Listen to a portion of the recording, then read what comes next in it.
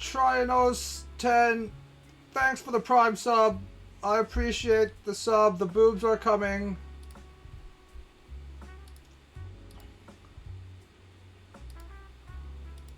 They will be here soon.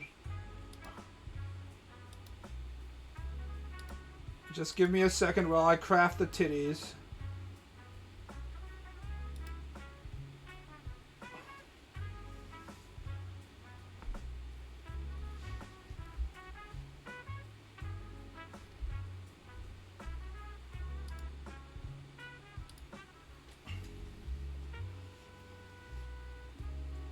Are those One Piece milkers?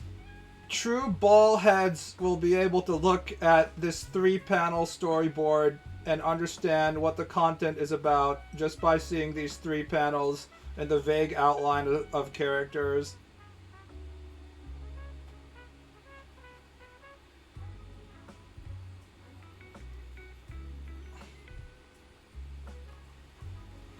The fact that you can't tell shows that your power level is weak.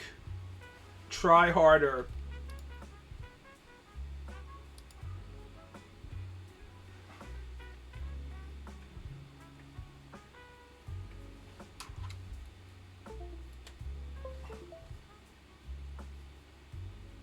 My phone screen is fuck, bro. I can hardly see shit. I sometimes forget that, like, half of society are people using the internet with their phone. I only use my phone for the internet content to do stuff like read Japanese isekai novels while I'm shitting and worsening my hemorrhoids and stuff.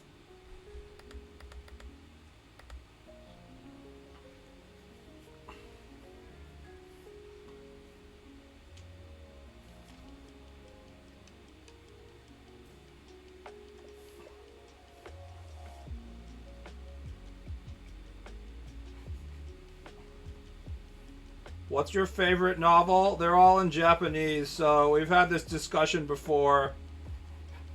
If you mean like my favorite novel in general, I don't know, honestly. I don't have a lot of like, this is my favorite thing, actually.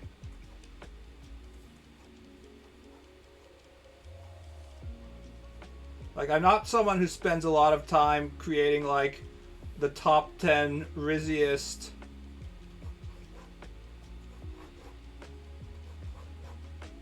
the best things list that some people do.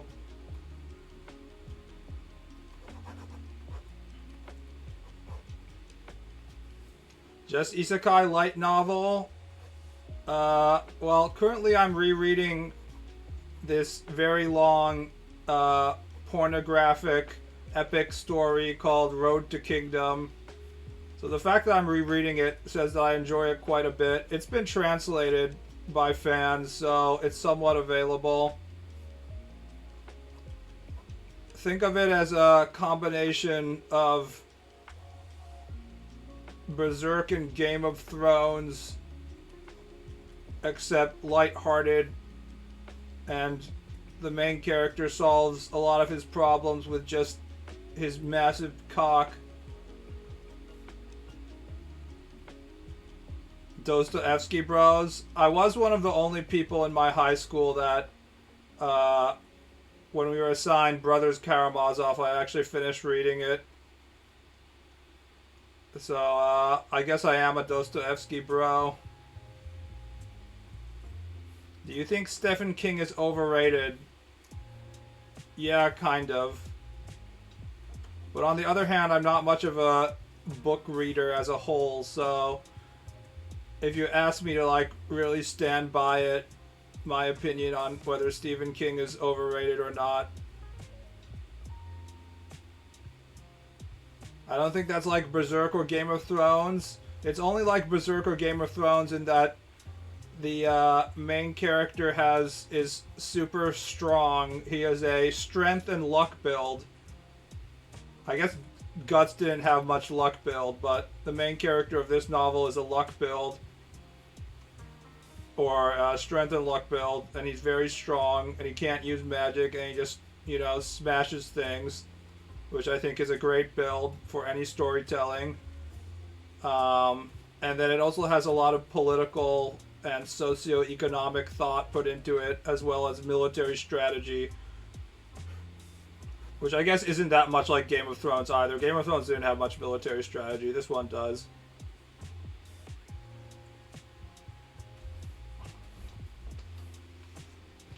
Stephen King, yet another coked out literati. I mean, I do give him a lot of credit for being able to produce as quickly as he did. There's something to be said for that. I mean, there's not many people who are like, I'm writing so much, my publisher is saying that I can't publish anymore because you're watering down your own content by publishing too much, so I'm gonna produce stuff with a second pen name. That's pretty fucked up.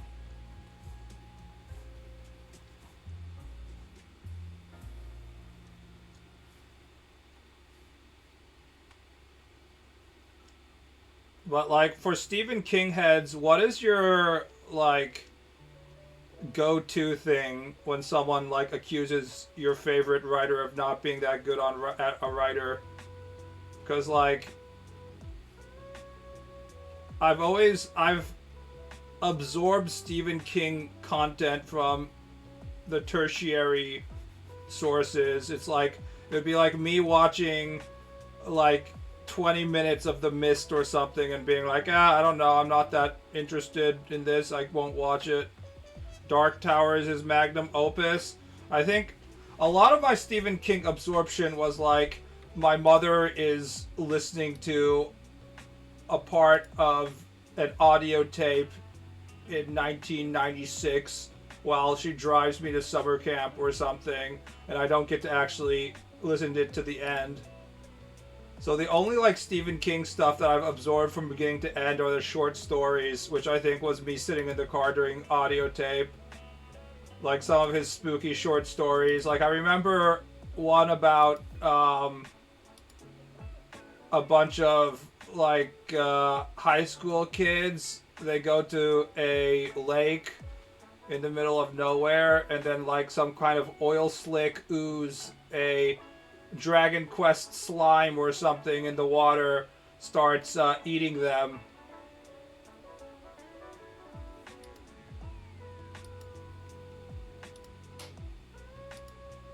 I remember that one.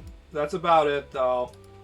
It freaked me out as a kid because when I listened to it, I was probably like 8 years old or something and in the car. So it was light trauma material. And then I saw that there was a Stephen King movie version of it, of like his short stories. I forgot what it was called, but like they made a cinematic version of like all of his short stories, one after another, and I watched it and I was like, damn, this shit isn't scary at all now that I'm an adult. But of course, content is always scarier in novel form than it is in like proper image form, right? Whatever you can imagine in your head is always going to be scarier. The real horror is that scene in the original book version of It. Are you talking about the scene in which, at the end of book 1, they decide the only way to defeat the evil and like whatever is to have an orgy, and like three of the nerds bang the one attractive female that somehow is attached to the group? I don't see what's weird about that. I personally fuck my best friend tomboy female all the time to defeat the evil clown spirit. What's weird about that?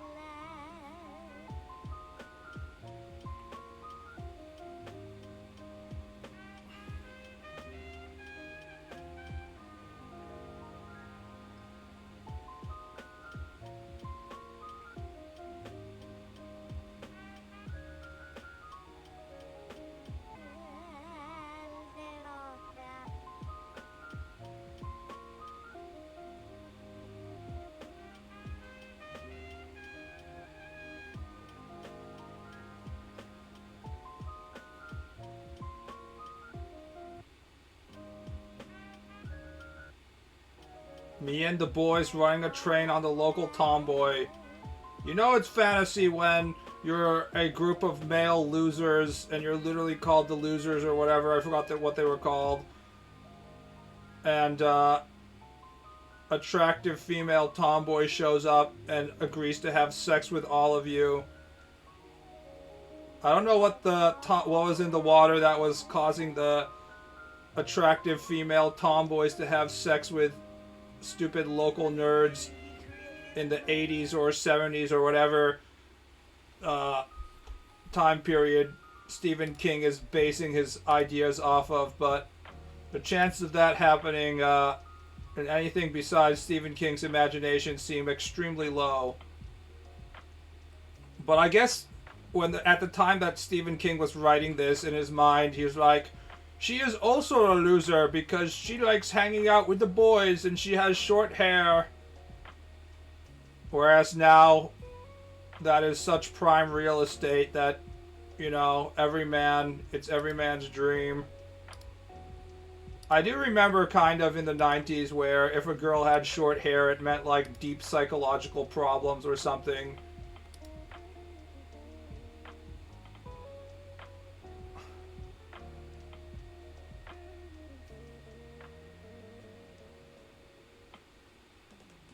Would you write something lewd, but I didn't link anything, just said Mr. Ball. Where we've gotten to the point in Twitch lifespan where my username is literally being censored because I'm too offensive, I guess.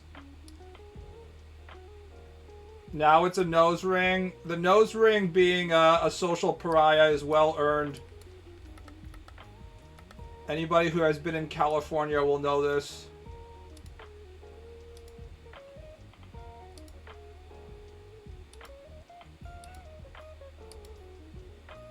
When we say alt girl, all we just mean is mentally unstable girl. I am now hearing unalive in regular convo and I want to die. Are people using instead of ass in regular convo now? Because that might be the limit for me. If you can't say ass. I can't believe people are just saying instead of ass now. What social network service bans ass?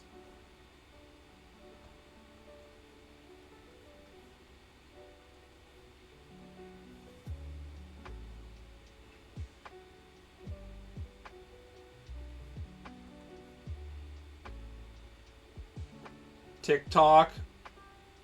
I love ass donkeys. I love donkeys too, to be honest. The donkeys they look so happy and like chill.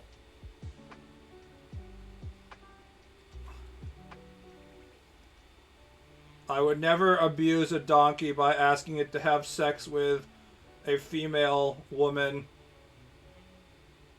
I would never disrespect the donkey like that. Such beautiful creatures, unlike the local female woman that is having sex with it.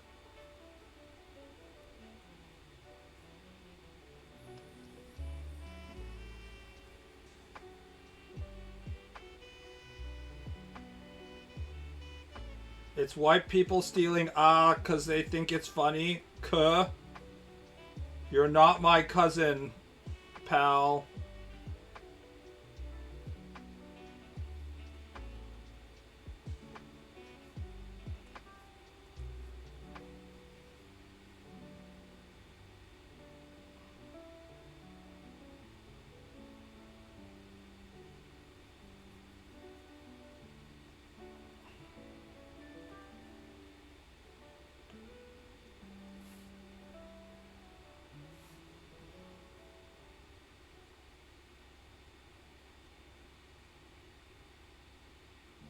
Why do we have to model all of our new words after whatever is popular in black culture? Why can't we model it after possibly different cultural options?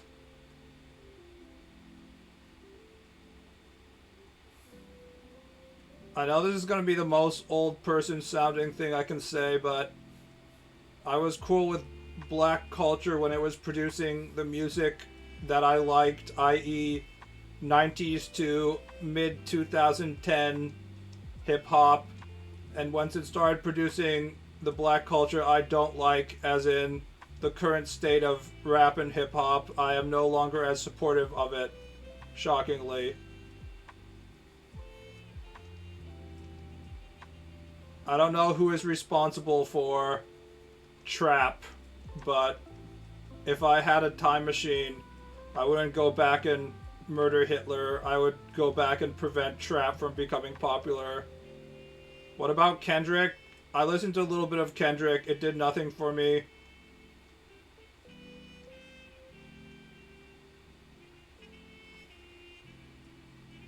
There are two kinds of traps. One is the good kind, in which it is a anime term referring to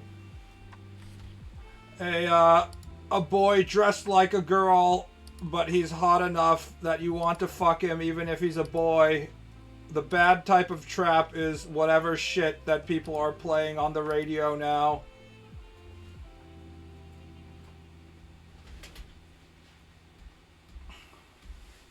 I fucking hate trap. I just don't understand. Must be what, like, parents in the 1950s felt when they heard, like, the black music or whatever for the first time. And they were like, what has become of our society? In, like, 1910, white person hears jazz for the first time. And they're like, they're playing the notes all wrong. Western society is collapsing because of this dark-skinned music. My children are going to the jazz club to listen to Louis Armstrong. Our good Christian nation is crumbling before our eyes.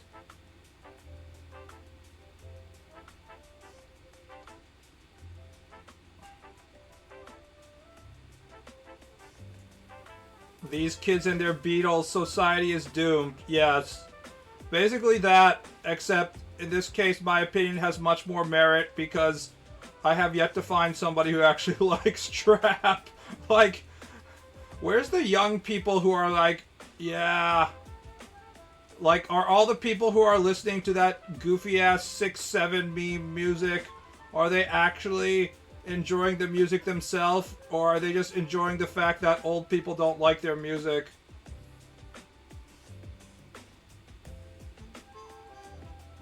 Because having something that people don't like because it's awful is not a personality, Zoomers.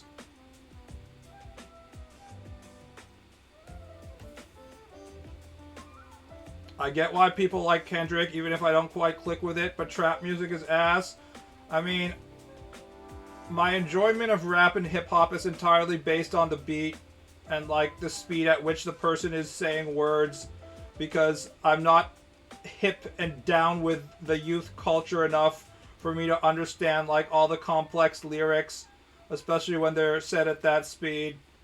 So, if Kendrick is, like, being an incredibly effective wordsmith, there's no way for me to actually, like, appreciate it unless I go online and, like, read all the lyrics and then have, like, Cliff Notes explain to me what he's talking about.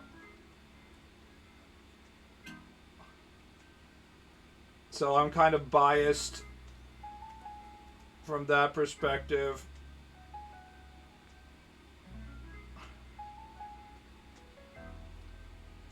Let's just say that I liked,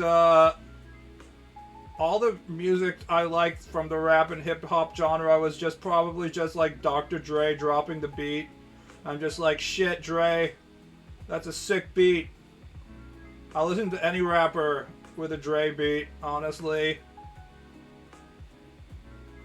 Dre may not be the greatest rapper himself, but when it comes to, you know, getting it going,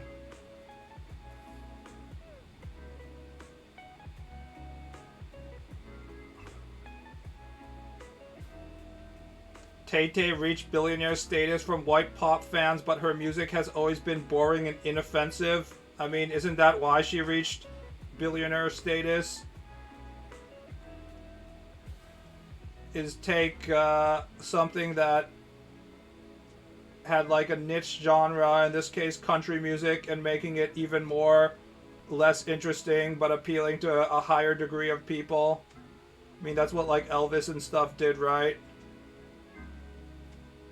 You dilute something that was more potent so that you won't offend people, and then like you get a much wider fan base, I think, is how this shit works.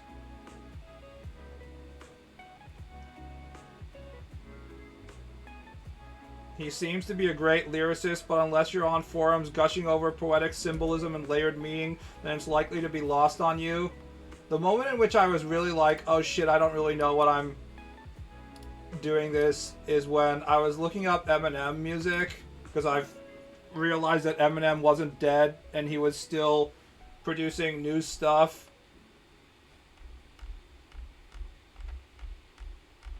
Let's see if I can find the song again. It was not a relatively famous song of Eminem.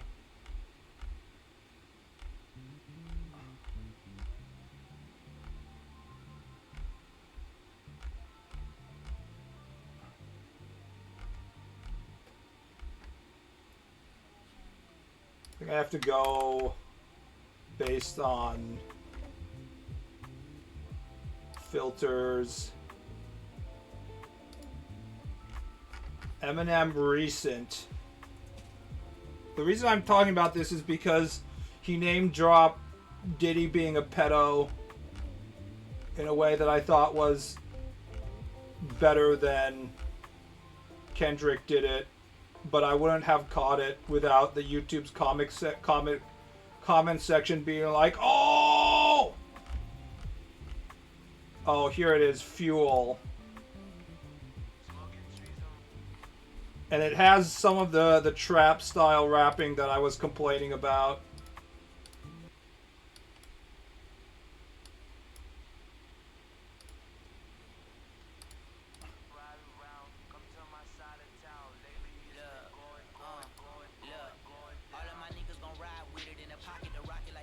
Yeah.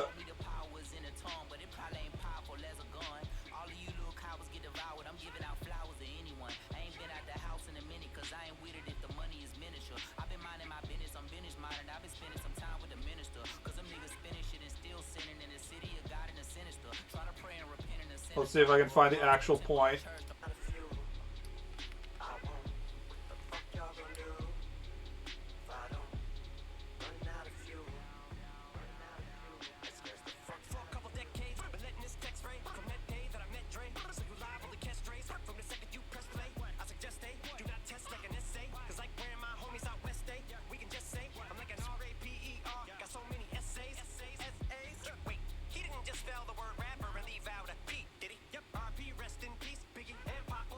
So did you just count it? That was the point where he just called Diddy a rapist. And it took me like 5 minutes reading the comments and having them explain to it, where I was like, what the fuck?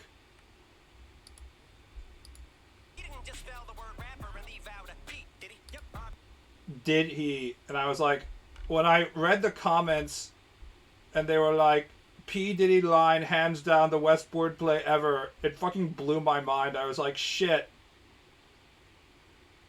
Like, I got the rapper being raper thing, but I didn't realize he was calling out P. Diddy, and I was like, fuck. This stuff is so above my head. There's no way I will ever be able to understand it. Homie's name is Diddy? What did you think? Well, I mean, I thought he was just saying, like, did he? Like a normal, you know, sentence. I feel like I've only listened to one Eminem song for the past 24 years, have I? Eminem has relatively wide subject range and different songs if we are comparing him to other rappers.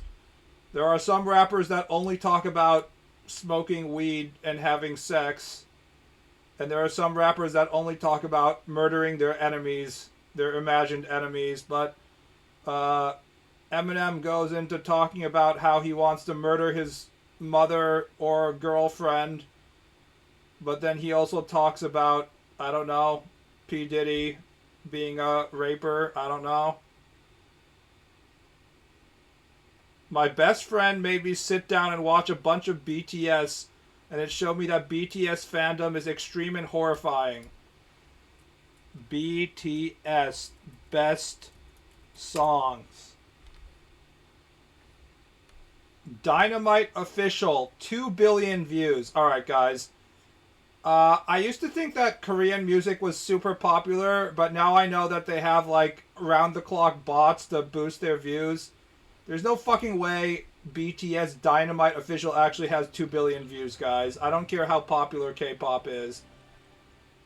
That's like literally Korean government like astroturfing the shit out of this stuff. Which one of these sexy boys do you want to fuck, guys?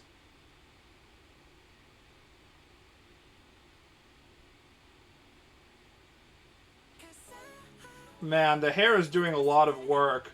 If that guy didn't have like 5 layers of makeup and his bleached blonde hair, he wouldn't even be that attractive.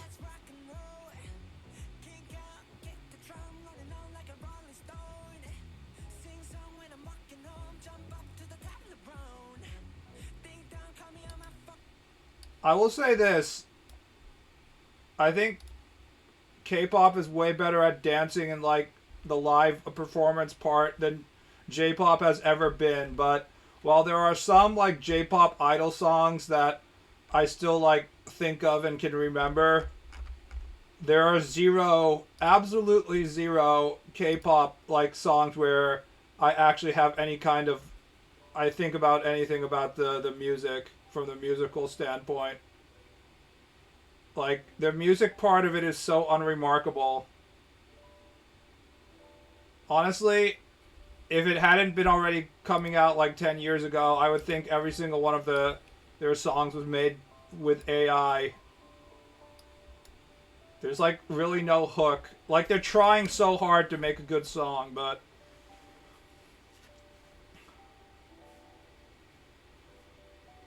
what work? All of them have penis head haircuts? I don't know, man. If you can create your rabid fan base who thinks that, you know, your members are a gift of God, then the penis head haircut is doing something, right? K-pop, more like K-poop. See, that's an amazing lyric. That should be in an Eminem song right there. You should be a professional.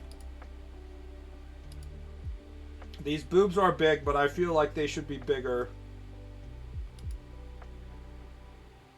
But we'll leave them here. It's more of an angle thing. If you look at the official image. Because you have the perspective is very low, like around her crotch. And you're looking up at the boobs, so the boobs look larger than they actually are. It's an optical illusion.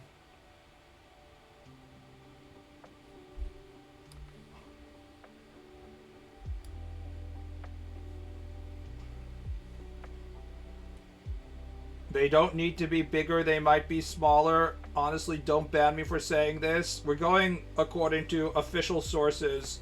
According to official sources, this is the accurate boob size, so they train 14 to 16 hours a day, dancing, singing, and working out from the age of 13, 14. You're also forgetting the part where they have to have ass sex with their producer.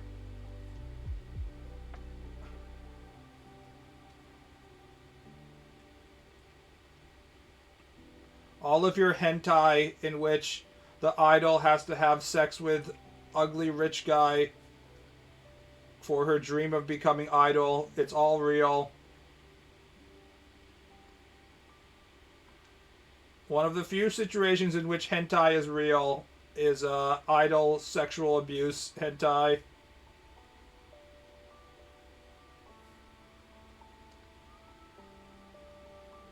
George Kamitani loved drawing women in his games. He also likes drawing men as well, as we see from the dwarves and stuff.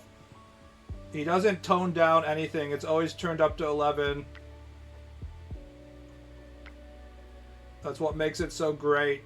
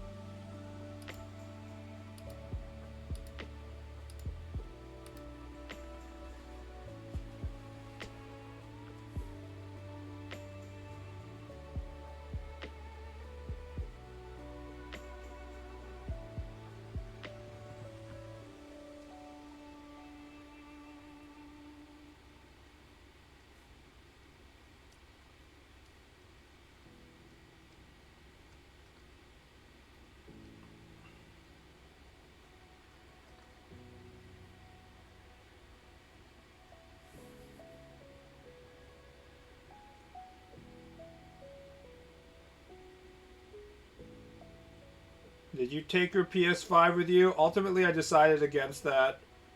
I was like, it is time for me to finally focus on drawing. To become a proper adult. And it hasn't made much difference because I have a gaming laptop, so I can play video games on that. So when I don't feel like, you know, drawing, I still end up playing video games. So it makes no difference ultimately. But it was a noble gesture by myself. I give myself credit for trying at least.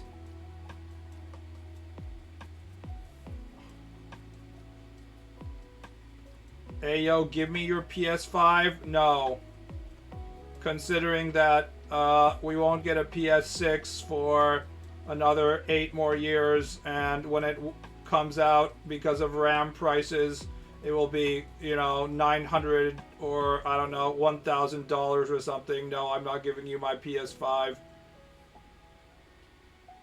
I don't know if there's any way to get my PS5 and bring it to Japan. It would probably be like, when I go back to America, I'll have to bring it back, is probably what will happen. If I take like a temporary move to like come back to America go back to America for some reason. Did you hear OpenAI losing money? What is this, news? OpenAI has been losing money from day one. How is that new in any way? Were they losing way too much money? Because they've been losing way too much money from day one as well, so how is that news? In fact, all of the AI businesses are losing money, of course. It's just that if it's like Google or Microsoft implementing it, they have so much more money that it doesn't matter. News to me, AI has always been a money loser, as you can tell from the fact that there's really no actual real-life use cases for large language models besides like using it to cheat on something, but that doesn't actually produce, you know, profit. So like, let me put it this way. How many people do you know pay money to use AI? Who fucking has a ChatGPT subscription in your life? At most, it's probably one guy, and he's probably a douchebag. And that one guy paying, what is it, $20 a month? You think that's gonna cover the cost of like 8 trillion servers and shit? Of course not. So, yeah. It's a money loser Money loss for literally everybody who's touching it. Teachers use AI to generate prompts. Yes, and do they pay for that? At what point is money transferred from a customer to the people who are providing the services of AI? It's very rare. Hence why we are pointing out that all of the quote-unquote profit is just like money being passed between these AI companies to each other. What about all the AI artists? I don't even know if they do it with subscriptions. Remember, there's open source AI models. If people are technically proficient enough to take like a Chinese open source model like DeepSeek and run it locally, which they probably have to do to produce stuff like the porn that they are making money off of, then none of that money is going to OpenAI or Google or any of these like tertiary companies that want to make money off of it. They need people to be subscribing to their services for them to be making money. So the only situation in which you could convince me that these AI companies are receiving profit is maybe on the corporate level, because there's all these corporations convinced that they can fire their workforce if they're subscribed to these, and those people are definitely not running all of their shit on like DeepSeek locally. So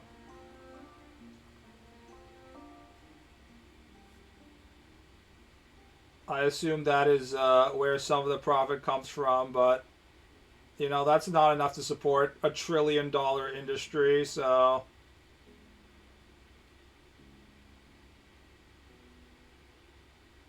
Prince of Persia remake canceled, rest in peace. They did it to themselves. They wokified the princess. Wait, was Prince of Persia Ubisoft? I can't remember which company was making it.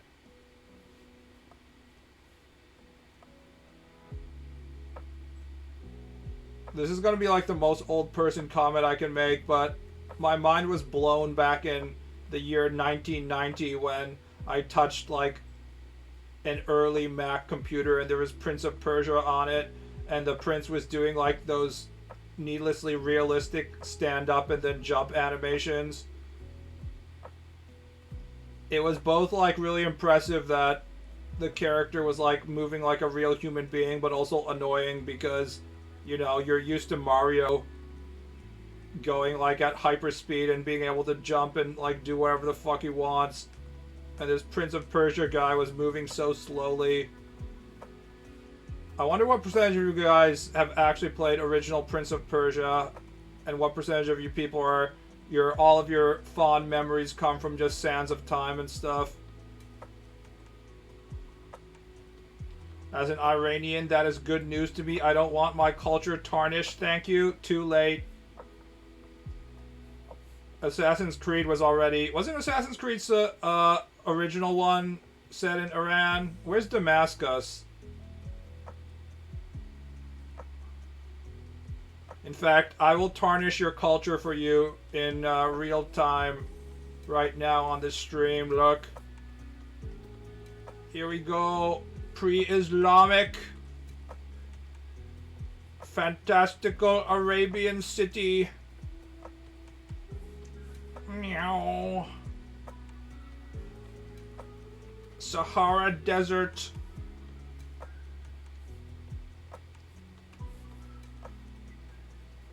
Look. It is a exotic oriental woman.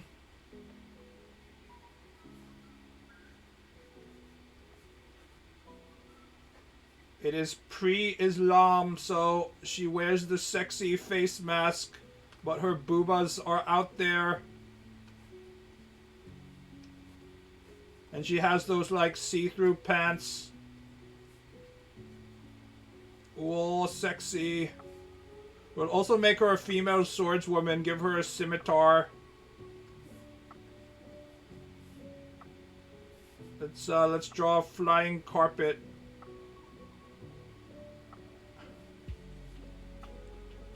Mr. Sepia filter an ululating sound that sounds like nonsense prayer cards. And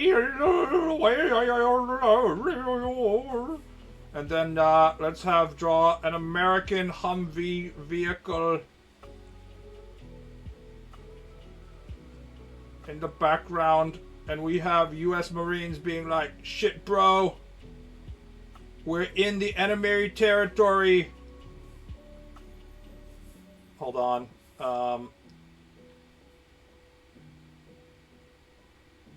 Here. Let me make sure that it properly looks like.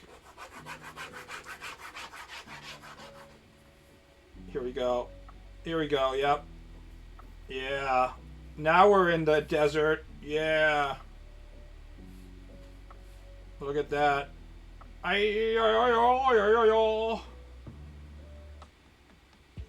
Whew, thank God the American Marine Corps is here. It can also be Mexico, depending on... I wonder if you could do like a scientific analysis of the sepia filters of Hollywood lighting and be like, I can tell by the very subtle differences in the filter that we are in the Middle East instead of Mexico. You'd have to do like a test to see, like, before the either terrorists or drug cartel shows up, to see if you can guess which desert area you're in.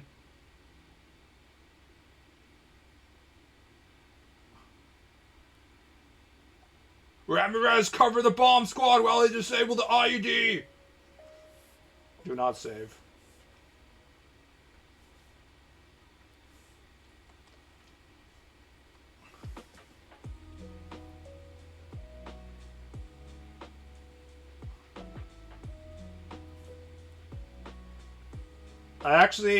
This was on my mind because yesterday I opened up Amazon Prime to have something on while drawing, and they had Sahara, the, what's his name? Not Michael Mann, skinny bro, McConaughey's action flick from, what was it, the early 2000s? I can't remember.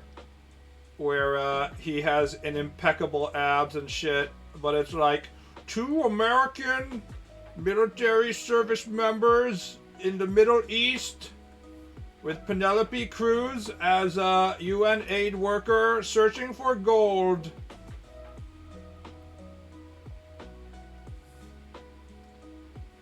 And within like the first 10 minutes, Penelope Cruz, who is saving the sick black children because she is a UN aid worker, gets attacked by menacing Arab man wearing, you know, traditional whatever garb you call that, with like the dagger and stuff, and gets saved by McConaughey. And I was just like, you know, guys, we kind of idolized the time period when Hollywood wasn't like infested with DEI, but it's not like they were making like great stuff before that. They were just making equally stupid shit. Instead of, you know, DEI content in which white guys are always the bad guy, instead we had like extremely blatant white savior complex shit where it's like, even in the year 2000, it was like, let's make movie about white guy Matt McConaughey goes to, you know, savage land and saves the African children kind of content. And it would be fine if they were like self-aware that they were doing like white savior stuff, but the funny part about Hollywood is they're not even aware. They don't even have like any kind of awareness. They're like making like shit like Green Book and being like, look, we've solved racism, guys.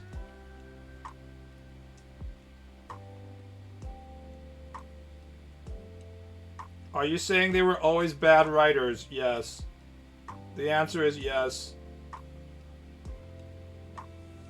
Can't wait for China to make movies of Chinese people saving Americans. I mean, China is already doing movies of like Chinese version of Sahara, where a Chinese military guy goes to Africa and you know, saves Africans and stuff. It was called Wolf Warrior, and it sold like 1 trillion tickets into China because, like, you know, if Chinese people make a semi-functional movie, they fucking lose their mind.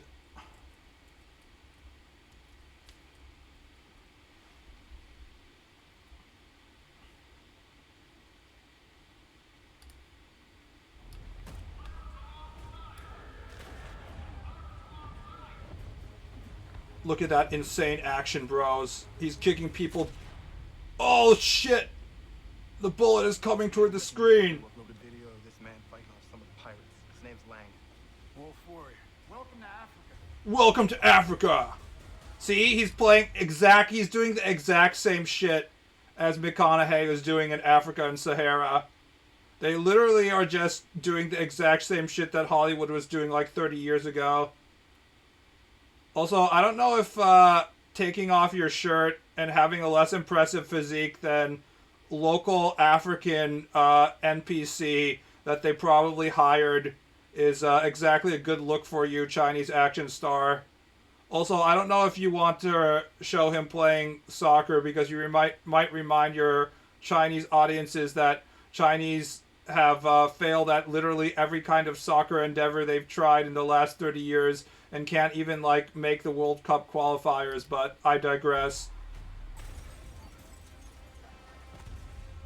A war.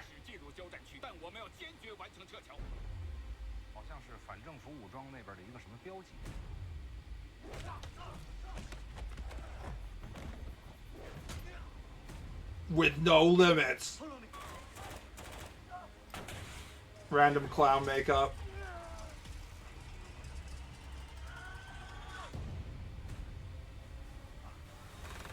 Kill Lang. You'll be the king of this country. What are you doing? Saving your ass! They have white woman driving a Jeep. She's not wearing a tank top like Penelope Cruz was. Man, Frank Grillo is just... He has to play like the same character of military NPC evil guy in literally every single movie he's in now. Like, that's his only job. I feel like he's been playing that character for the last, like, 15 years or so. Wasn't he doing that in, like, the Deadpool movie as well? And then also, like, in other Marvel movies after that?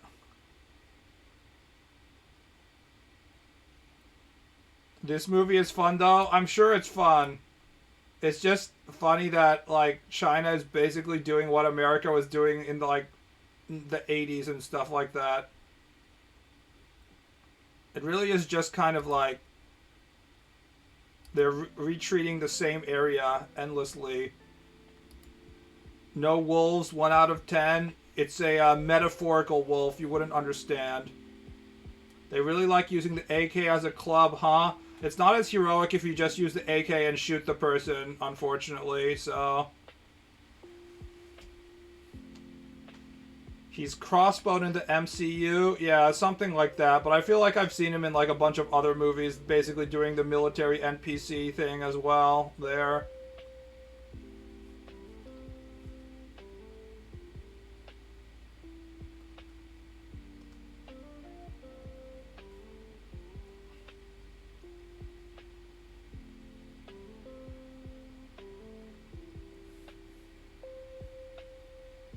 Unless Indiana Jones does it. Indiana Jones was a kind of like, it was a once-in-a-lifetime level of talent. I just said that I watched Jurassic Park and I was like, fuck, I don't like Spielberg, but sometimes when he gets it right, he really gets it right. Indiana Jones is another one of those situations when he got it right and he really got it right. The combo of Spielberg, Lucas, Harrison Ford is like fucking unbeatable. Just like all-time movie stars with all-time visionary directors who know exactly how to, you know, use him properly. If we could just somehow like take a blood sample from Harrison Ford and like get 1/10 of his charisma and inject it into, you know, Chalamet or other modern Hollywood stars, we would be able to save the industry. Unfortunately, that isn't scientifically possible, it seems, so we're all kind of fucked. You forgot John Williams? John Williams is like... It must feel weird being John Williams, where I feel like the day of John Williams is just like... Spielberg calls you up and is like, I'm making an adventure movie, I need a soundtrack for it. And John Williams is like, okay, give me till like, I don't know, 3 p.m. And then he just like shits something out. And then he goes back to like, you know, chilling with his violin or whatever the fuck he does in his spare time. And then like 8 months later, he gets like his 18th Oscar for Best Original Score. And he's just like, yeah, put it in the shed with the 30 other Best Original Score Oscars. Like, it can't be difficult for him, right? He's done this in literally every single movie that he's asked to make music for. Harrison Ford is my favorite celebrity who yelled at me. James Franco is the least favorite. The Riz just hits differently. When Harrison Ford is angrily being like, get out of my plane, I need to crash it again. It's sexy and cool. But when James Franco is like, you rolled the blunt wrong, coffee lady, somehow it's not as attractive. James Franco is like the ultimate example of someone who is like supposed to have Riz, as the children would call it. But it's just Hollywood trying to convince us that he has Riz, in which he actually does not have Riz. I happen to be a specialist on this topic, and I know for a fact that James Franco's Riz is extremely underwhelming. We just need another popular Arnold, and we will be back to Total Recall era. Unfortunately, there are no more Hollywood stars. People don't watch movies for stars, or at least it's been that way for the last, 15 years, but we might go back to a star era, who knows. I mean, they're not making movies for movie stars, right? That's part of the reason, right? Is that they're not like, this is the vehicle for this star. It's always like, this is number 5,000 of franchise number 12. So if they go back to making movies for movie stars, we might be able to go back to that era. Now that the superhero genre has finally collapsed,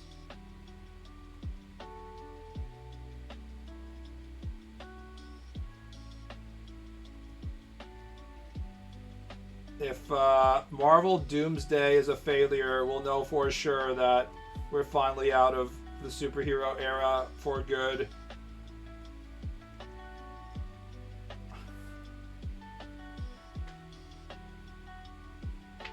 They're making movies to use an IP you recognize. Nobody cares about the actors anymore. Yeah, but then they've run all their IP into the ground to the point that nobody cares about the IP now. So they have to go back to using actors for people to care about actors. Or they just have to die. I don't know. Your favorite IP has been, you loved it at first, and now it is a sad excuse of itself, and it is no longer relevant. And the people who are paid to manage your favorite IP don't know how to manage it and are horribly mismanaging it, and there's nothing you can do about it. So I think we might go back to an era where instead people go to see movie stars. At least the movie star isn't like an IP in the sense that, there has to be internal consistency between the plot lines, between Total Recall and Commando, right? Movie stars are kind of IP, isn't that? People expect a certain type of movie when that character is in it. But you can get away with a little bit more creative freedom. Star Wars 101 Grape to Death. To this day, I'm in awe, shock and awe of the power of Kathleen Kennedy and her ability to take the most valuable IP on the planet and make it basically worthless in the span of, how many years was it? Like 10 years? Not even that long, I feel. Maybe it was about 10 years. Okay, I want this hand to be this way, but I don't think I can actually do that just based on the angle. They remade The Crow and it was somehow even cringier than the original movie? What? I wasn't paying attention to this. What year was that?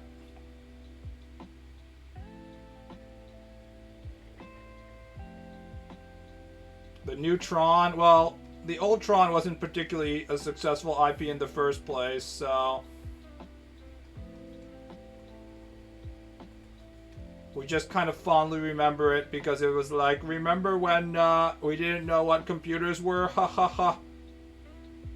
Last year, I think.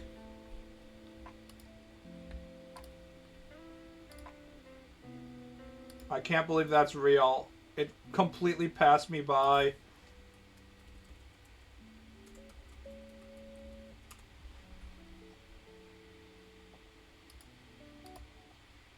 Shit, he has short hair.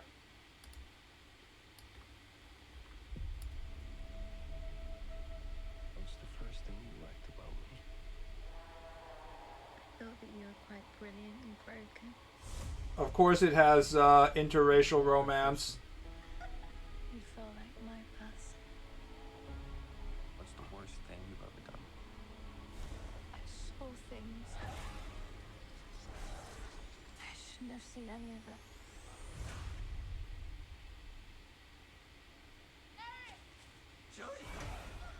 No! I don't know, it seems awfully pretty faithful to the original. I wasn't really a fan of the original either, so it's hard for me to be like, oh, this is a bastardization of my favorite IP. None of the dead. And sometimes something so bad happens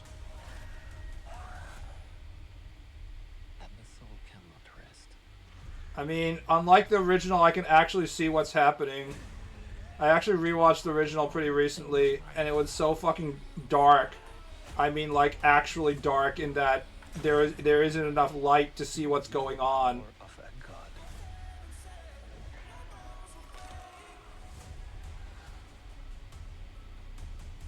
But you're running out of time to save her.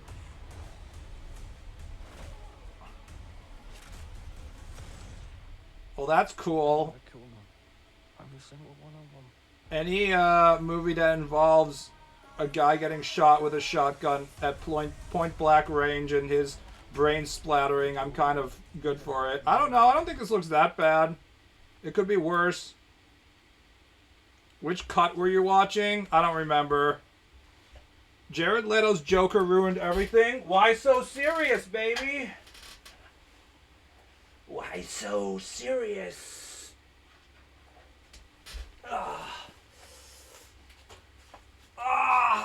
Hold on, let me turn off the heater.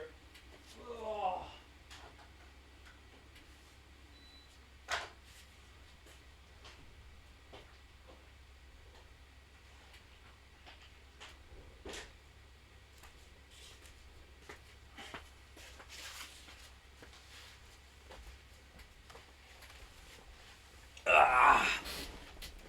Wrong Joker, LOL.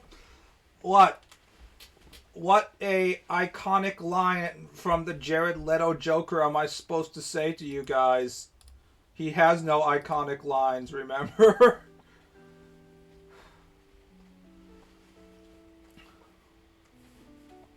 Jared Leto is playing Skeletor in the new He-Man movie. Remember when I said that your favorite IP is dead? Yeah, that's what I mean.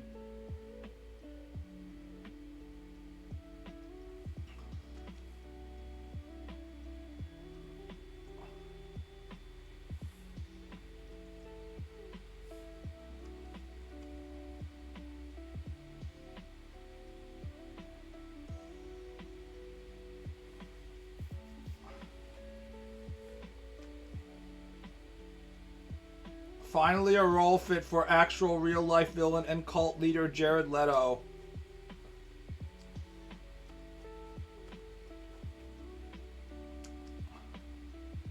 Wait, was Morbius Jared Leto?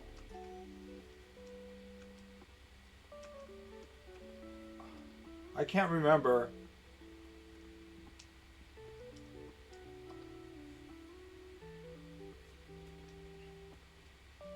Yeah, LOL.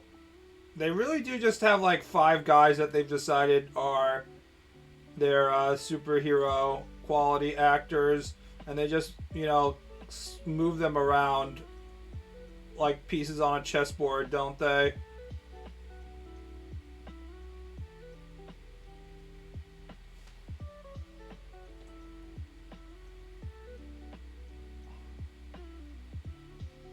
The Doctor Who guy was the evil Morb.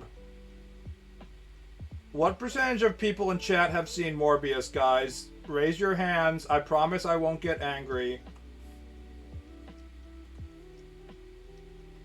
If you tell me honestly how many times you've seen Morbius, I won't get mad at you. I promise.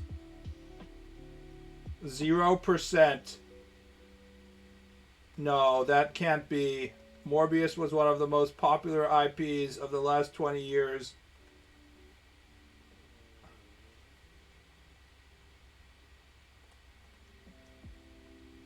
Once, and I was drunk. The fact that the internet was able to convince Sony that Morbius was actually very popular and that if they brought it back to the theaters, people would go watch it, will never stop being. We need to remind people of this on a daily basis, that that is something that actually happened. If you're ever wondering whether corporate suits were completely fucking clueless and don't know what's going on in the real world and are really bad at their job, that's all the information you need. They have no fucking idea what they're doing.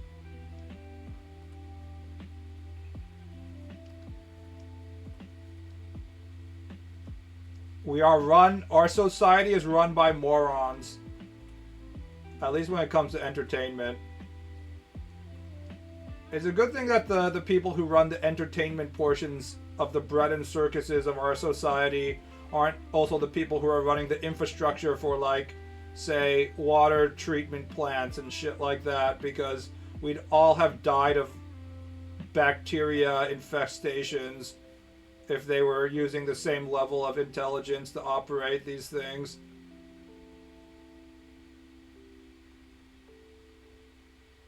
Rich, out-of-touch morons, you mean? Yes. Their entire job is supposed to be like being able to figure out what people want to pay money for, and they are utterly incompetent at it.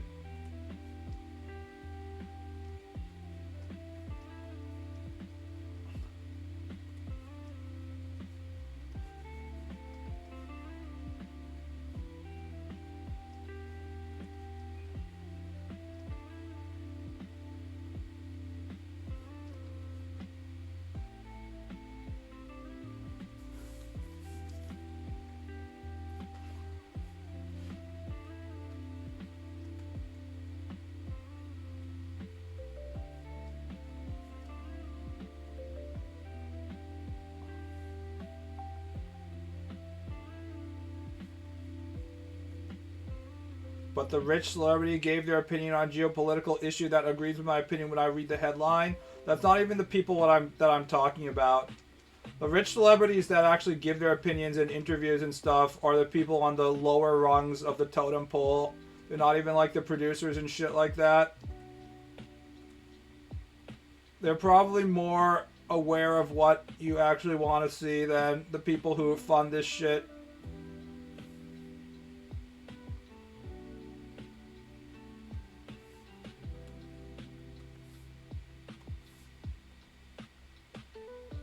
Anybody that gets to make public comments is pretty low on the totem pole.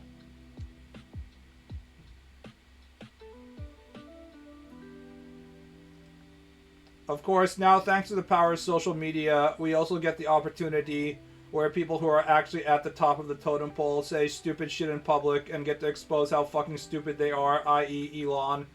But usually, if they're accessible by reporters and have an opportunity to expose how stupid they are, it means they're not very high. Like, you never hear interviews from, like, the owners of BlackRock. Not BlackRock. Yeah, BlackRock, right? BlackRock financing and shit like that.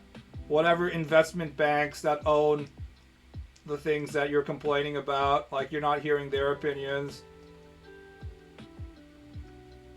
Most of the society right now is ruled by people whose basically their only power is the fact that they have insane amounts of money, and when you want anything funded, you have to go with your hat in hand and ask these people for their money, and then they're like, sure. If you fail, if you succeed, we'll take all your profits, and if you fail, we'll take none of the risk, and you'll just go bankrupt, i.e. private equity. Did you watch Trump's speech at the World Economic Forum? Now that I'm in Japan, I don't have to pay attention to the daily retardation of the US president, so no. I can check in every 3 or 4 days instead, because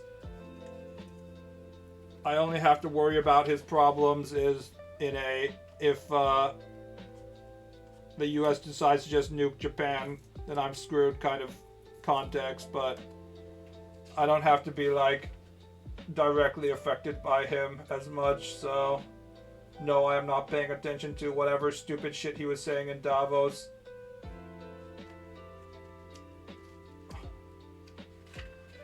Just don't watch it, save your sanity. The letter he gave Denmark the day before he went to Davos, where he legitimately claimed that the reason why he had to invade Greenland was because they weren't giving him the Nobel Peace Prize, was enough Trump for a while. I was like, okay, I'm good.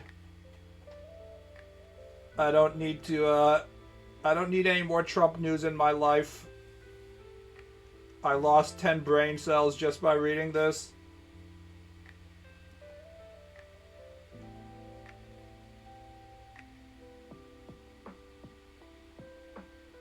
BB gets to laugh by himself while eating his kansai bread, saying the fools. I'm trying to eat a little bit less bread because it makes me fart, and it's not good ingesting 10 gorillion pure carbohydrate calories every day.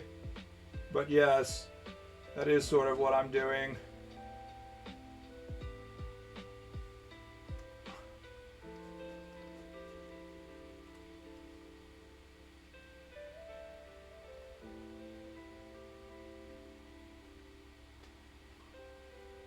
My country is defending fake daycare centers. We going full retard over here? Oh god. This is news I haven't heard of, but I'm just going to ignore it. I don't really need any more information.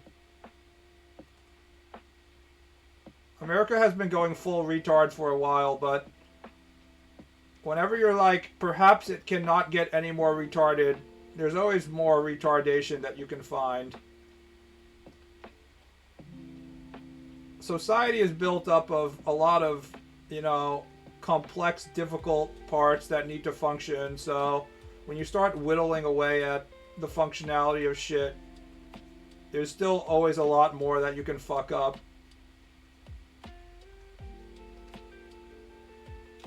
I.e., just look at like Soviet republics where nothing was functional, where they were whittling away at the various pillars of society for a very long time.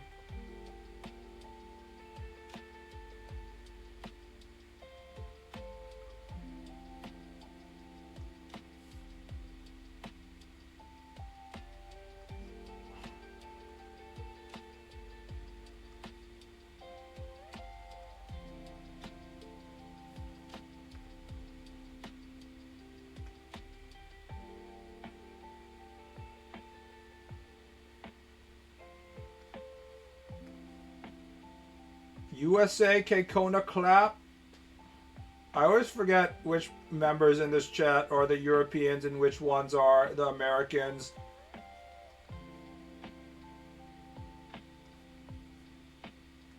Which is worse, being trapped in America or being trapped in Europe and being forced to be America's bitch?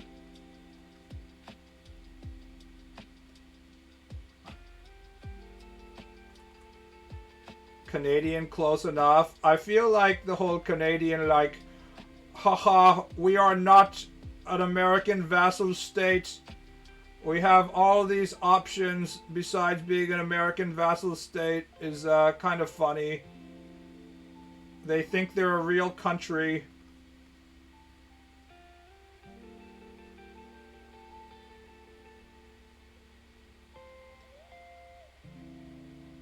Canadians are just like Yale to Harvard.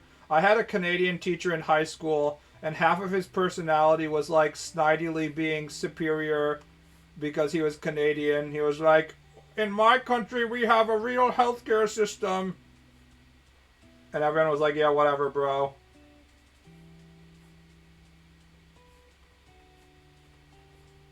You better hope that we don't just straight up invade your pathetic little bitch ass.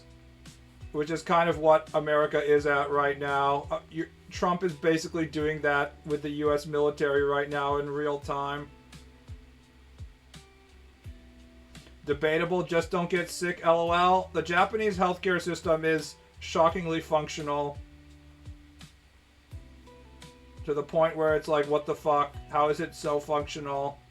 Well, that comes from, you know, living in America. It was bizarre hearing the hemorrhoid clinic be like, oh, you don't need a appointment, just come in. But I guess it's good to have an appointment if you want one. I was like, what the fuck are you talking about? Doctor's appointments are something that you have to schedule 8 months in advance. You can't just like walk into a fucking doctor's office. But you can in Japan. I wasn't able to see the main doctor who owns the clinic though, so I did need an appointment for that. But I was able to see a doctor to look at my hemorrhoids immediately, which was bizarre. How does Japan manage it financially without going into debt with all those old people? They are going into debt, is the answer. Except all the debt is held by Japanese creditors instead of foreign governments, so it's not as high risk, but Japanese, instead of investing in an increasingly volatile stock market that's full of AI bros pumping it, they all just buy government bonds.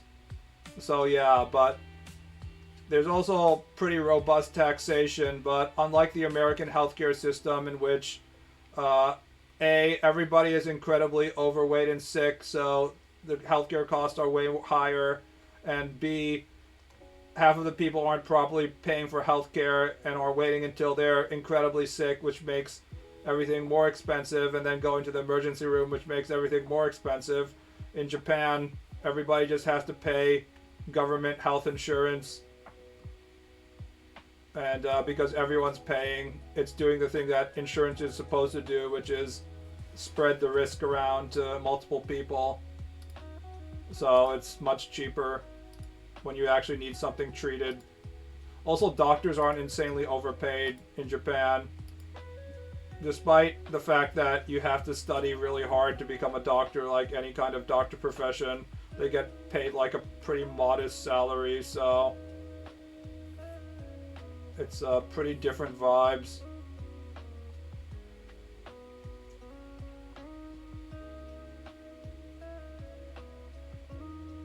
Japanese people are afraid of everything ever since Emperor lost his divinity. Nobody gives a fuck about the Emperor right now, bro.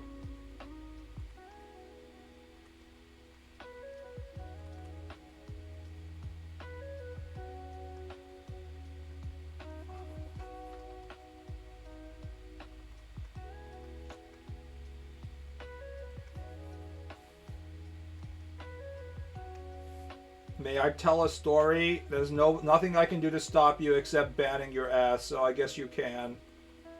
Will people care about your story? Who knows?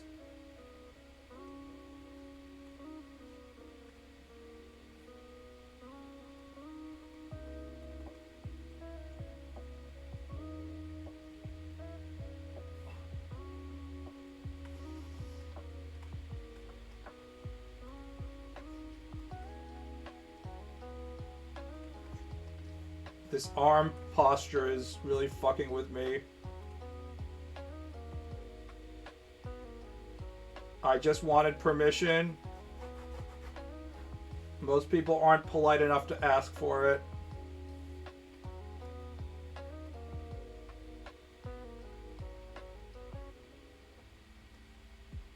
They just post shit like Constrictor, which is why Constrictor has been timed out 7,000 times.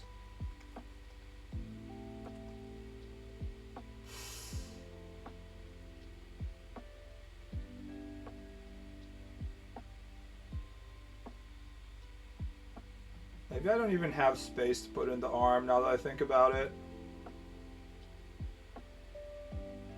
Because I need to put in the message. Because I need to put in like the hand and be like, do not touch the boob.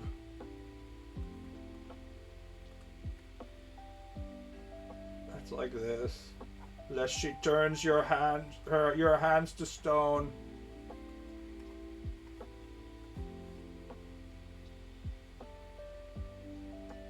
BB is brutal. I wished him good evening and he said, fuck off, it's morning here. Yes. Not a shred of kindness in this stream. Only toxicity and hostility.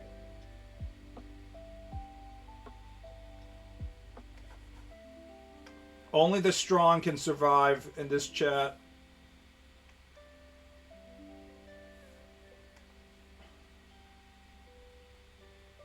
Did anyone guess who BB is drawing? Yeah, I showed the image. The knowers know regarding this character.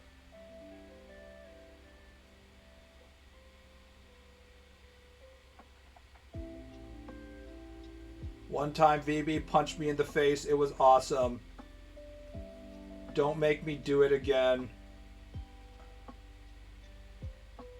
Toxicity is an environment where we thrive. I'm looking to emulate the Twitch streamers where they have enough followers that they can be like, today we're just gonna ban people. Unfortunately, I don't have that many followers, so I can't just ban all of you guys. But emotionally, I can be there, you know?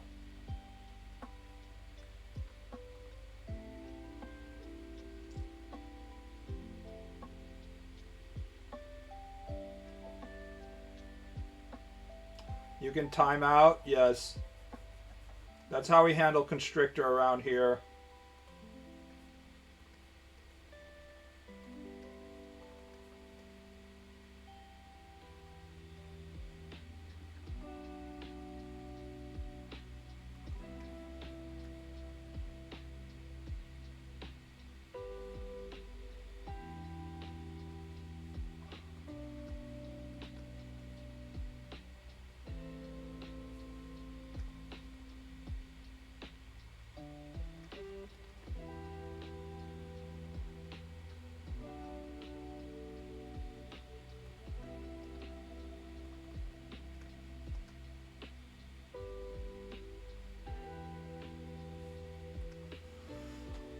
Would you ever try streaming in another time frame?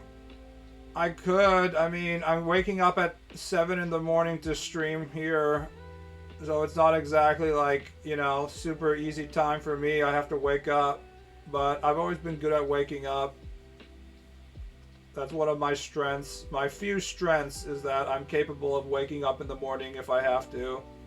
That doesn't necessarily mean I want to, but it's not a big deal for me. I never understood those pussies who are like, I couldn't go to work because I couldn't wake up. It was too hard. I'm just like, just wake up, haha. What's your problem, bitch? It's light outside. Go to work. Did you even... I didn't even see what Constrictor said. I haven't timed out Constrictor today yet. I think he had to, like, you know, actually do something. Sometimes he's not here. So no, I haven't timed him out yet.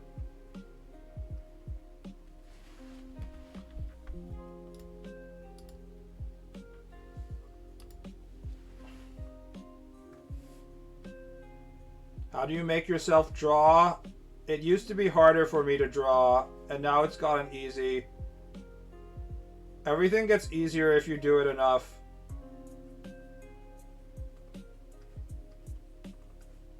Is the answer. Our lives are a string of habits.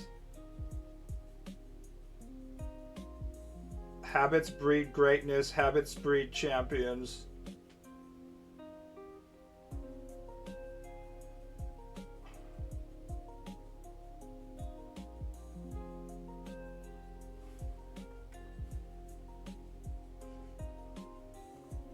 Or they make meth addicts if your habit is using methamphetamine. Good or bad habits. It just becomes your mode of operation after a while. So you just have to decide what you want your habits to be.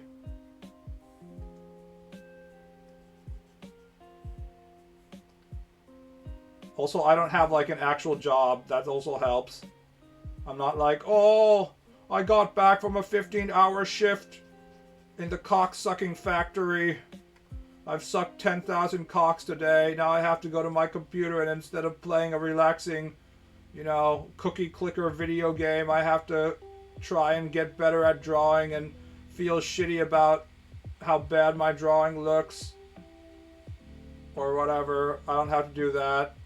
All of my energy is, directed at drawing, so that obviously makes shit easier.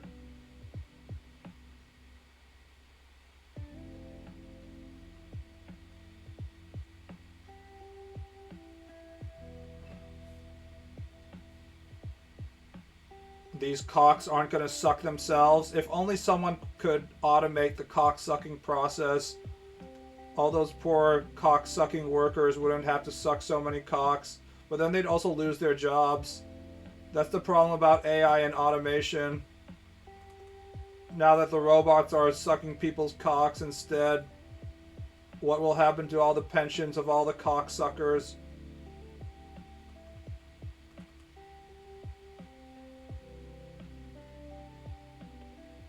My father made his entire living sucking cocks on the General Motors cock-sucking line.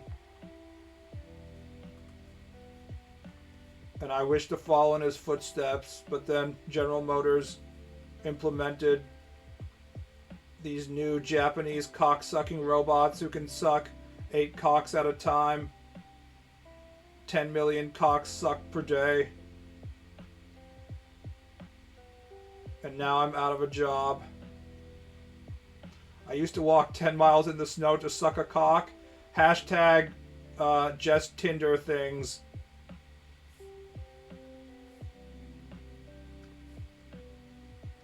Or maybe just Grinder things, actually.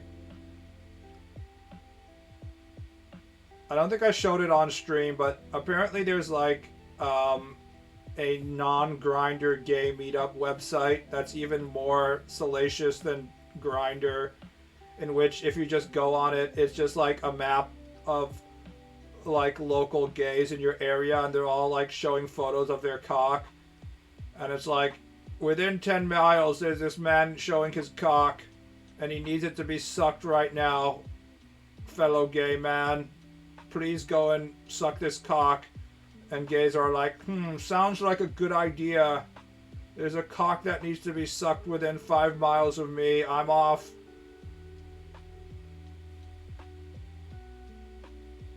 What is this high degree of cooperation between cocks that need to be sucked and cocksuckers? I don't know. It's unthinkable from a heterosexual male standard. More edgy than Grindr? Didn't think that was possible. It's like literally a map, and then people just like have photos of them with their dicks out. So it's it is in the most simple sense just like, here's a map of where you can go suck cock immediately right now.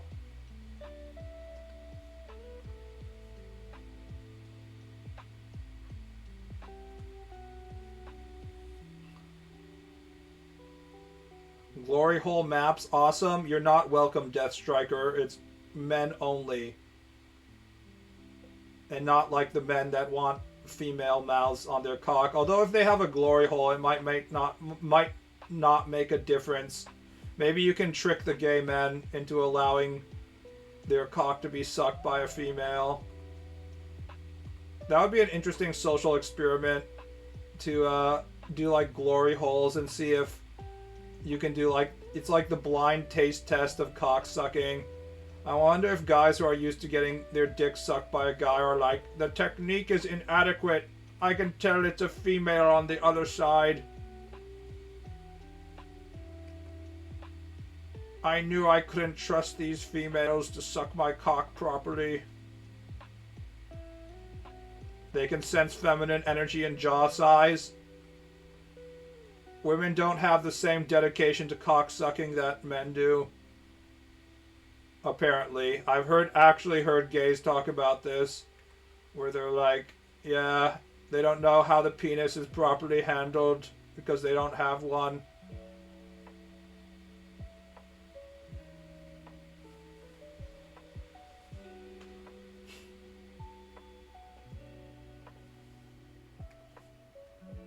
No femoids welcome. It really do be like that.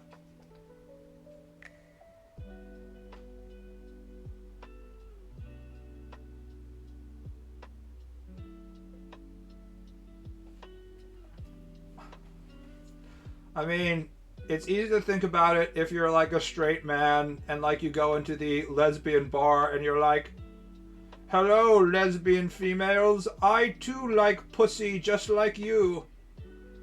Are any lesbian females interested in giving me the pussy? They probably wouldn't be very happy. Although maybe not. I don't know. There are a lot of women I hear that turned lesbian in college and then realize they want a penis inside them and are no longer as dedicated to being a lesbian. But in general, I don't think you can just go into lesbian bars, heterosexual man. There is no internationally ranked dick-sucking competition, no motivation to prove them wrong. True. There is that, like, masturbation competition, though, and there was, like, a guy who ejaculated, like, 20 times in 24 hours or something. I can't remember what his record was.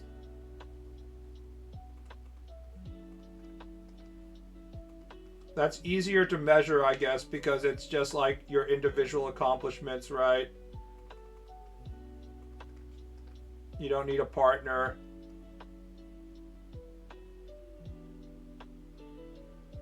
This is why society is failing. If the Romans were still in power, they'd probably have some sort of international, you know, dick-sucking competition. Unfortunately, Caligula is no longer available to be our leader.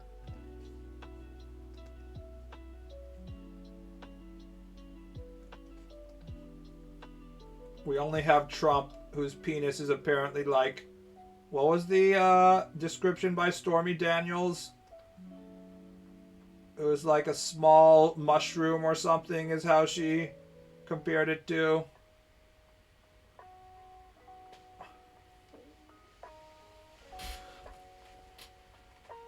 I feel like that's what the Greeks would do. True. But it would be more tasteful than the Romans, I feel.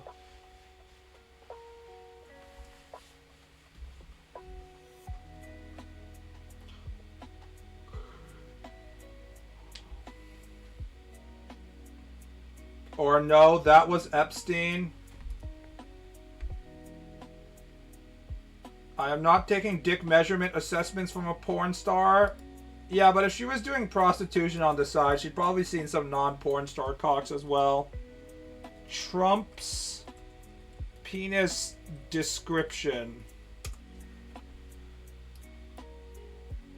Smaller than average, but not freakishly small. He knows he has an unusual penis, is what Stormy Daniels says. His penis is shaped like a toadstool. Toadstool.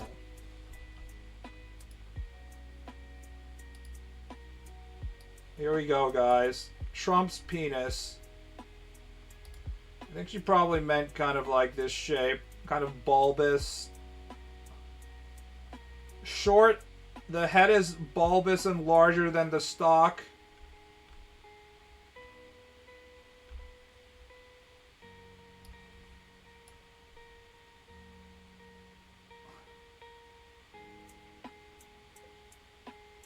I wish I knew less about the dicks of billionaires. Trump wasn't even a billionaire until recently when he started using the American presidency to, you know, extort billions of dollars from foreign governments.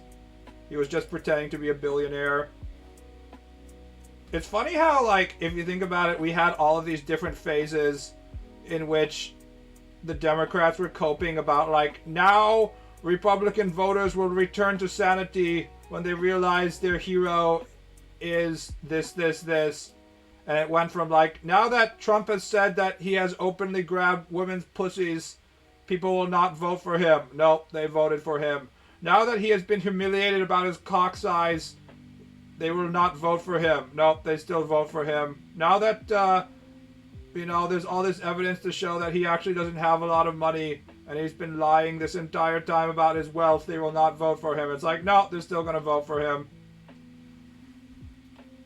Democrats just weren't prepared for the level of profound retardation that comes from the Trump voting base. And they kept on being like, this is when their rational instinct will kick in. And they won't vote for him. It's like, are you sure about that?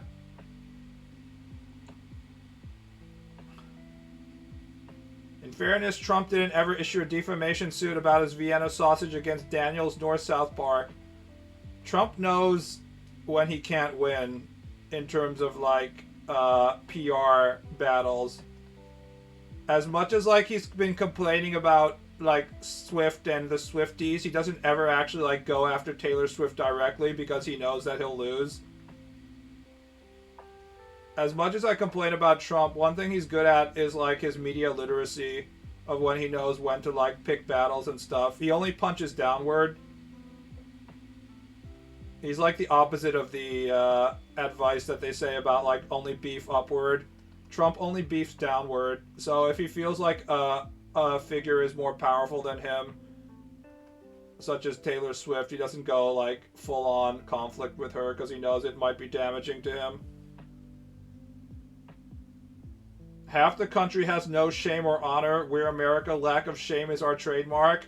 America also celebrating morally dubious con man is also an American trademark, actually.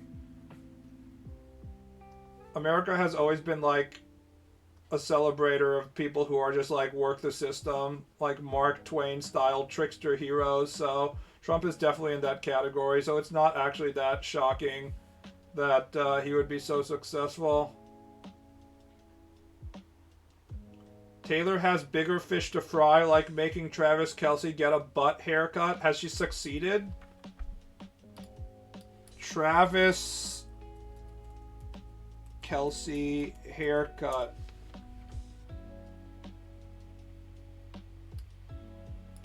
Haircut transformation. 8 days ago, Travis Kelce shows off new look after potential.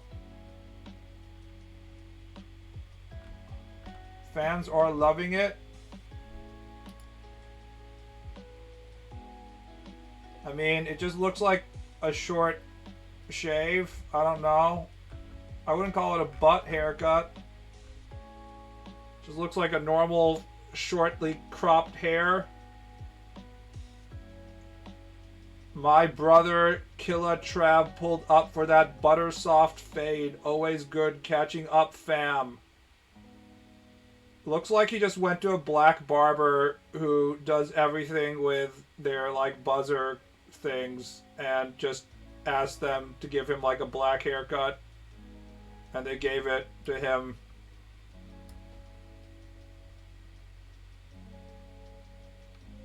I'm guessing that this Vince the Barber guy is someone who mainly does black hair, considering he's calling butter soft fade. Black people are obsessed with their fades.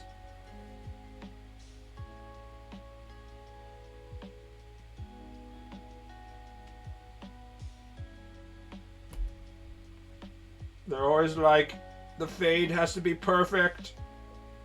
And they have to go to the barber like every 3 days to get the fade redone.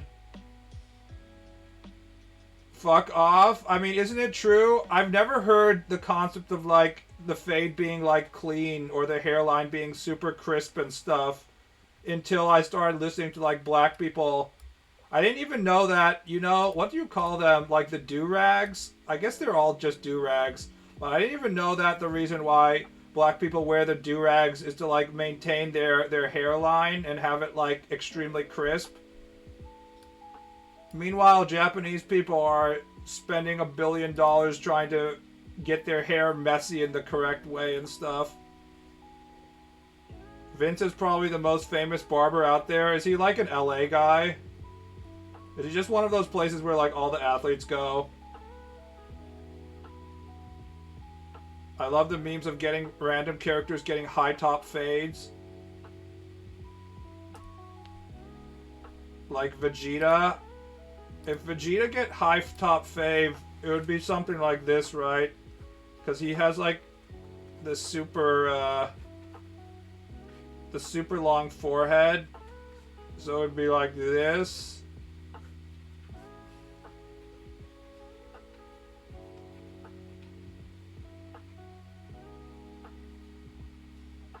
I mean, you can't mess with the hairline, right? So it'd have to be like this, right?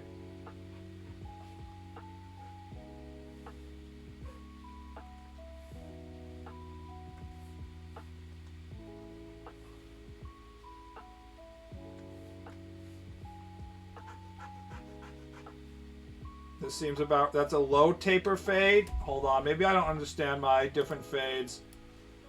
High top fade.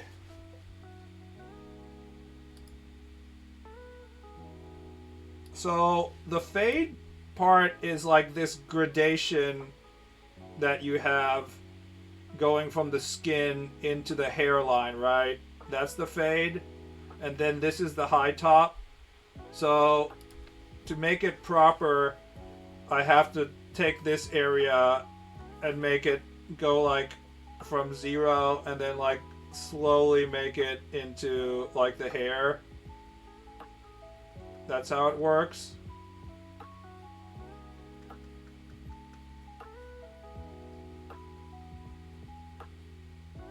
And then even if you get your perfect super clean fade, your hair's gonna start growing into it within like 2 days. So like this isn't gonna last though. Like I don't care how fucking clean it looks. You're just gonna have to go back to the barber, man. I can't pay for that shit. Like I don't know how much these guys have to pay the barber for it to look this fucking clean, but like is there any question why blacks are so broke if they have to go to the barber like every 3 days to make their fade perfect? You gotta line it up. Military haircuts are like that too. If you're getting a military haircut, can you just like buzz it all and just use like the 2mm and just like not worry? I don't think you're getting a fade for a military haircut though. Also, you're not paying for it. The military barber, it's mandatory, so lineups are cheaper, like $5 to $10. Okay, well, I guess that's not that bad. It's still like a single meal, though. I just clip my own hair. I mean, I have my own clippers that I just, like, shave off my head. The main reason I do that is because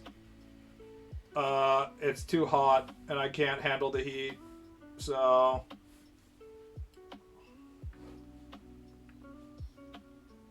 Marines were charged, but it was $5 or something. That's bullshit. When you don't go to your barber, what happened to Jaylen Brown happens to you. Jaylen Brown is losing a lot of the genetic lottery, unfortunately. He won the genetic lottery with his whole, you know, athleticism part, but are there any recent images of his hair? What the fuck? Is this what you're talking about? Jaylen Brown hair. Oh god. Jaylen Brown hairline is the top Google search result. Oh, that's right. So... Not ideal.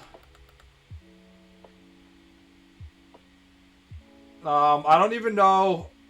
He kind of reminds me of those Gregorian monk friars, except instead of having like the bowl cut, it's like a fade.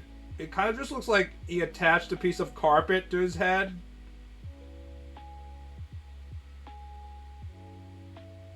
It's what happened here? Pre-game and fourth quarter, he has different hair. Huh.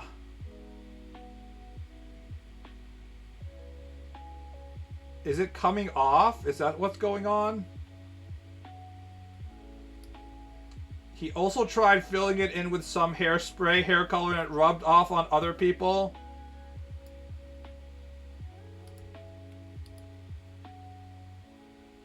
Are we back at Carlos Boozer? Carlos Boozer, first result is hair. Guy played in the NBA for like 15 years, and people are going to remember him for his hair.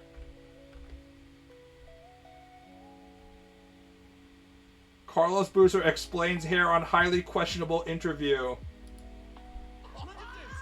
Yo, Booze. Booze, man. We already know, man. Come on. This is notorious. No, We talked to Boozer about it, and he said that whatever happened with it, it wasn't supposed to go like that. And then he realized, damn, we playing the Celtics tonight. I want a transcript of everything Kevin Garnett said to him that night. Crazy. At the time, that was the first time where they was fucking with the new technology. No. Hit me out. And so there was when they were playing in real time with his hair, when this happened, it started to leak, I remember. I think there was like legitimate, like you could see the shoe polish come down the side of his head, like in streaks and stuff. It was a very important moment in my life. I want to fuck Bidna so bad. I want to slurp up her legs like big noodles. I want to eat every meal of my life off of her fat ass. I want to dump my cum in her rump every single night. I want to fuck Midna so bad. Please God, fuck. I want to blast endless bursts into her little input womb. I want to glaze her like a donut with my cum.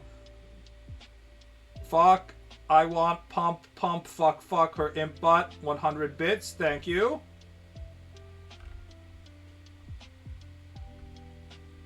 So horny for imp ass. Oh my god. 100 bits. Thank you. Yeah, man. I like Midna too. Bruh. I'm not attracted to imp Midna, by the way. I only like adult Midna.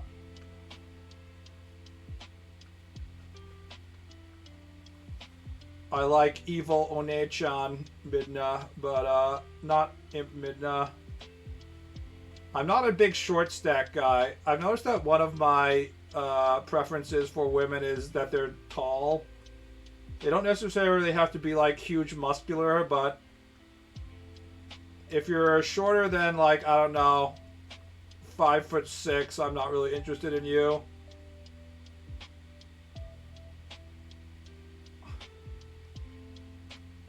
I hate how in like Japanese animes they're like, oh, this female, she's huge. Nobody could love a giant, unfeminine woman like her. She's 170 centimeters tall. And I'm like, bitch, that ain't tall. Is this some kind of joke? 170 centimeters is not tall.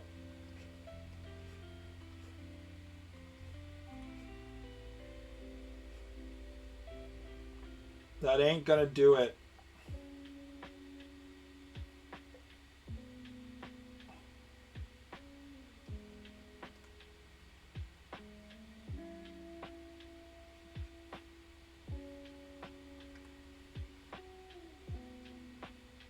How dare you not like Midna? I don't like short stacks.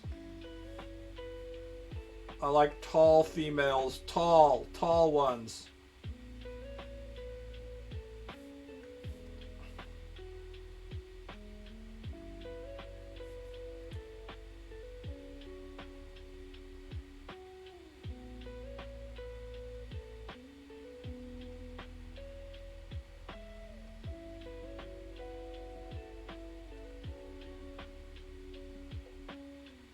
What about 173? I want 180.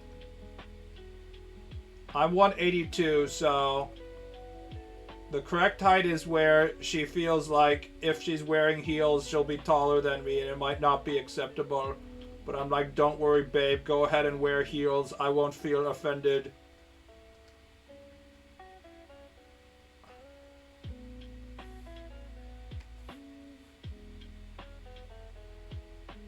You spin the short ones around, then rest in the tall ones. It's that simple.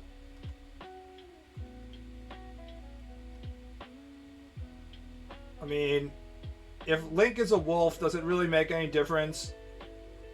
One way or the other. It's like a weird bestiality dog dick anyways.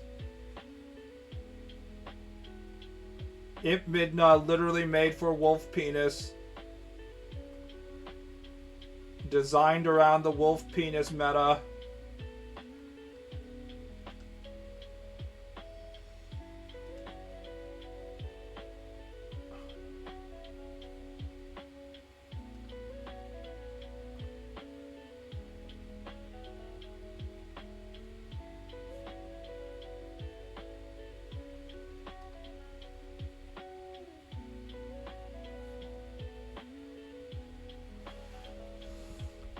Closed or open-toed heels? I don't know. The closed ones, they kind of look uncomfortable, so maybe open. I'm kind of ambivalent on that. I'm not really a foot fetishist, so... 180 centimeters is very tall for a woman. Look, I know I have high standards. But I know what I want, okay?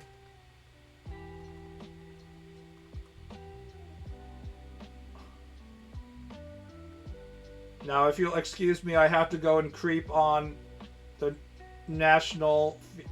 Japanese national team volleyball, female team volleyball practice so I can find 180 centimeter tall women.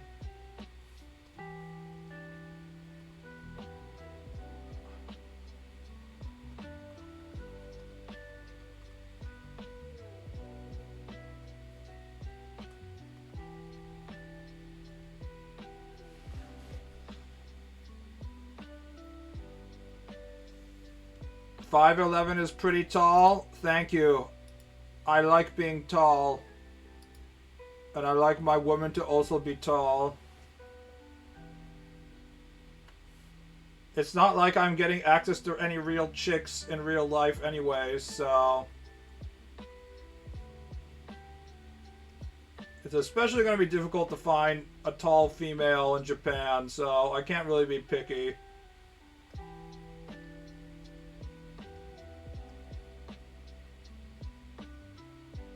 It's like living in America and being like, I prefer women who are not morbidly obese. And you're like, ooh, that's going to be a difficult one for your dating options. We might have a problem here if that's your number one requirement for females, is that they're not morbidly obese. How about just slightly obese?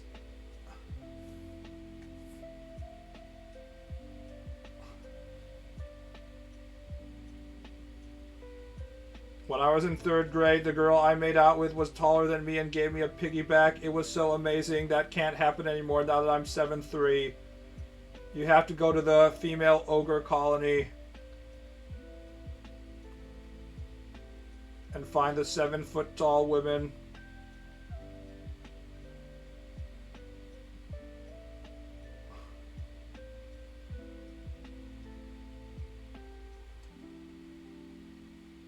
Where are all the girls at produced in mangas where they're all over 200 centimeters. Unfortunately, delinquent girls aren't real. In fact, I would say that girls aren't real. I wish that girls were real, guys. Unfortunately, alas, this is not the case.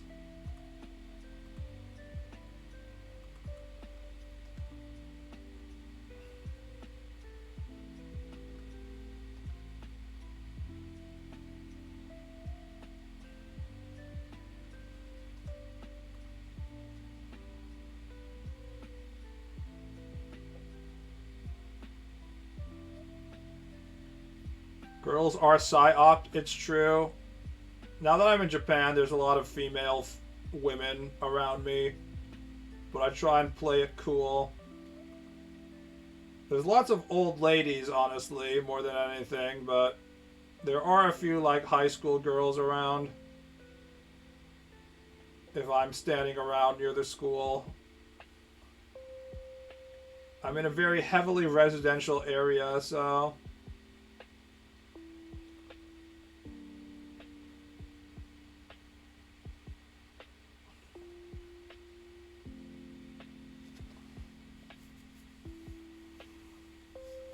No Gyaru girl to bully you into having sex with them? Ah! Gyarus aren't real.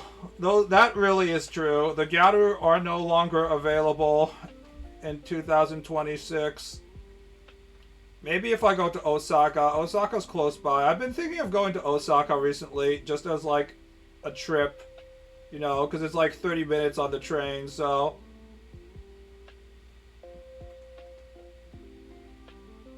do an Osaka excursion. I've only been to Osaka once, so...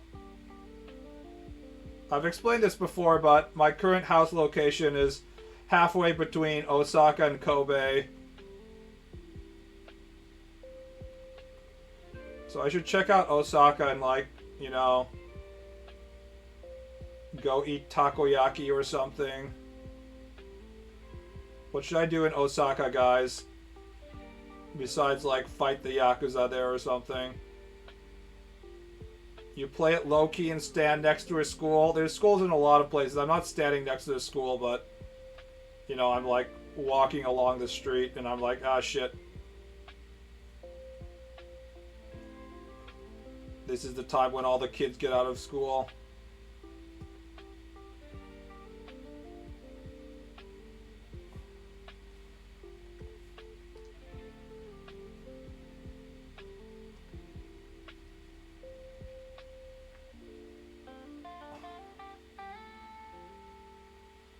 Egg Magazine still has a TikTok with new Gyaru models. If you look for them, they might exist, but I haven't encountered them in their natural habitat.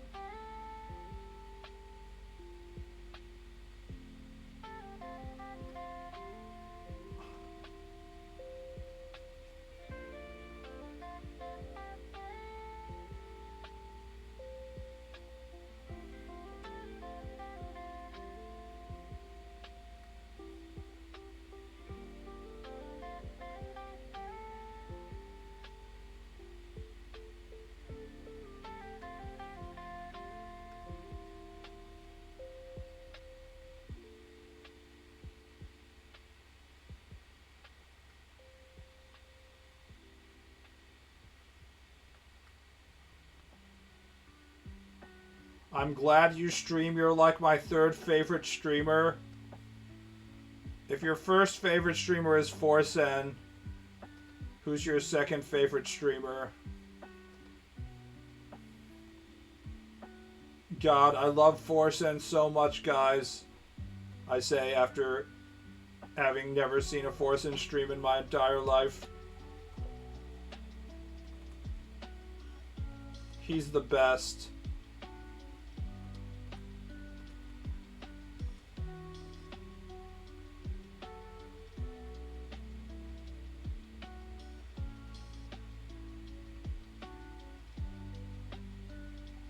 Eat vending machine pizza? I will not do that.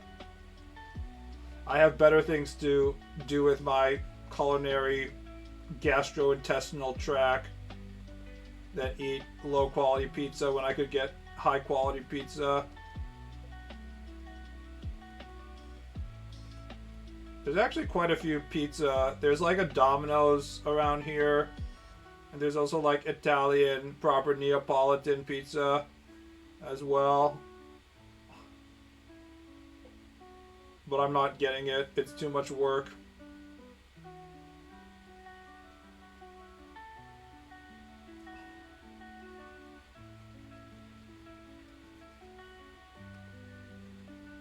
Kushiaki hit up the takoyaki guy in Dotonbori who will practice English with you? No. I do not have conversations with people, guys.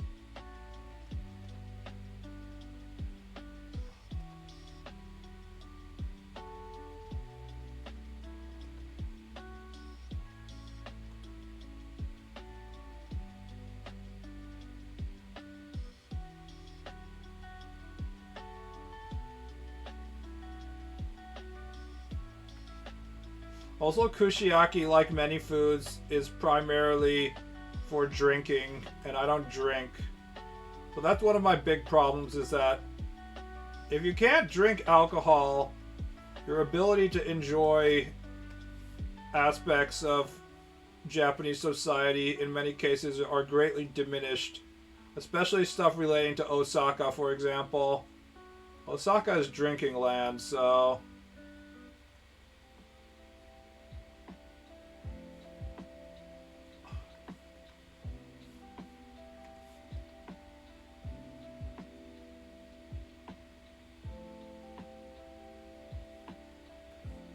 I'd rather not talk to people seriously. Yeah, me too.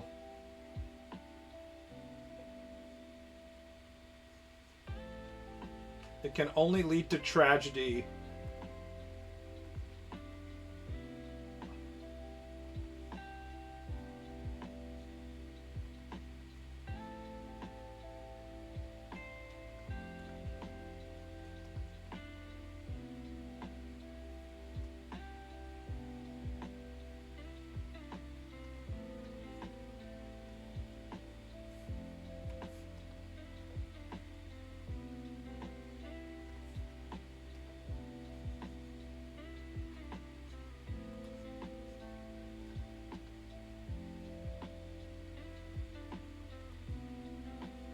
How's it going? I'm trying to get better at art, as usual. I think I'm very close to being good. We just need to draw 10,000 more images, and I think we'll be good at drawing. So close to being good at drawing.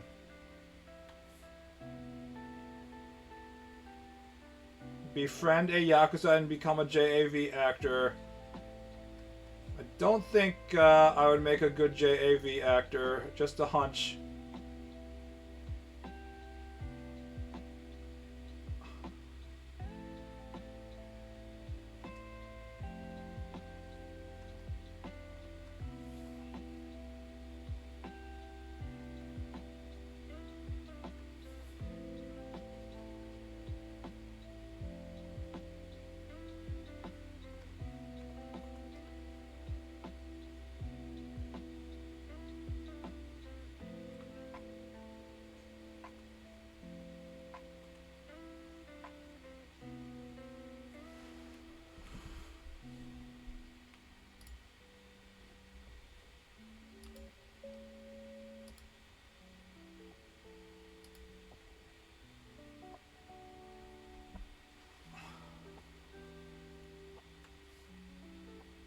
You can have chicken hair too. I don't think I'd be a good JAV actor because it requires me having to deal with people. Namely, mentally ill JAV actresses.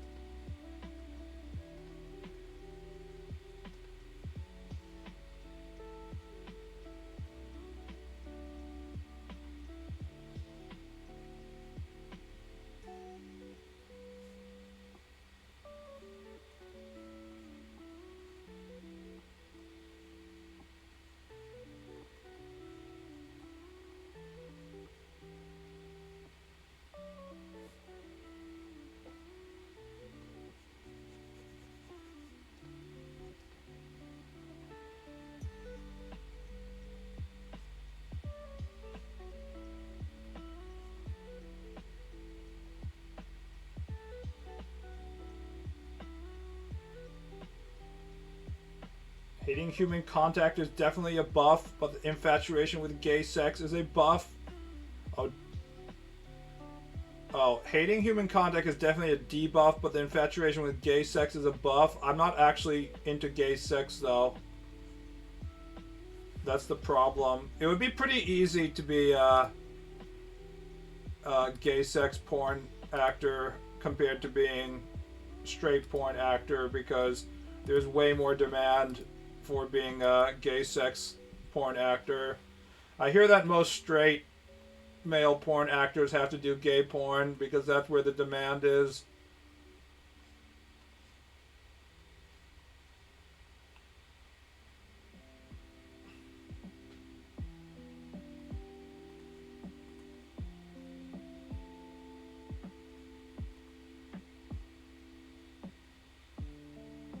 It's probably easy as fuck to get laid as a homosexual man.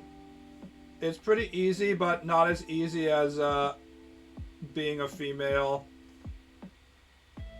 Being female is truly easy mode when it comes to having sex.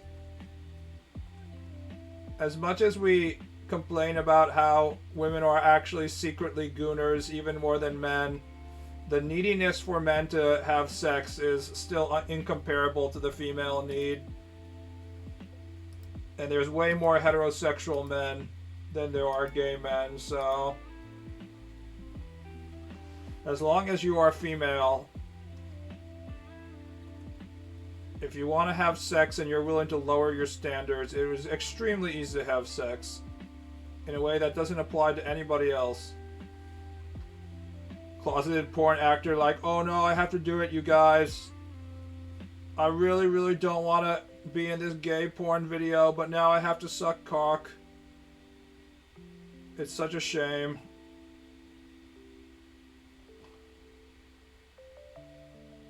What's up with Uber Eats drivers wanting to have a whole convo? I don't know, man. Some people just, they're just in it for the social contact. It's just an extrovert thing. Introverts will never understand the type of emotional pain extroverts have when they don't get to speak to other people for more than, you know, they have to speak to people every 10 minutes or so, or else they start to lose their mind, so, yeah.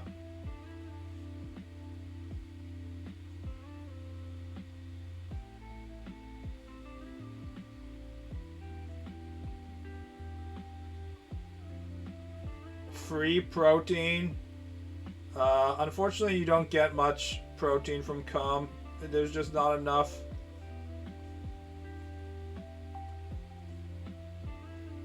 We like to think from our hentai that we're just coming buckets and buckets of cum, but the sad reality is that there's actually not much cum coming out of us. As someone who's aging and also working out, I'm supposed to get 90 grams to 100 grams of protein on a daily basis. It's really quite a lot of protein. And there's no way that I can supply that amount of protein just by sucking cock, you know? There's just not much semen coming out.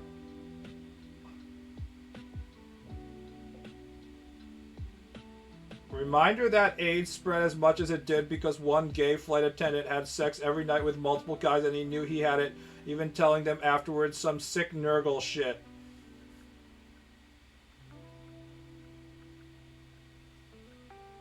I mean, we just had monkeypox outbreak and it was like, it's an outbreak happening primarily among gay circles, and it's like, huh, how can that be? And it's because they're all having sex.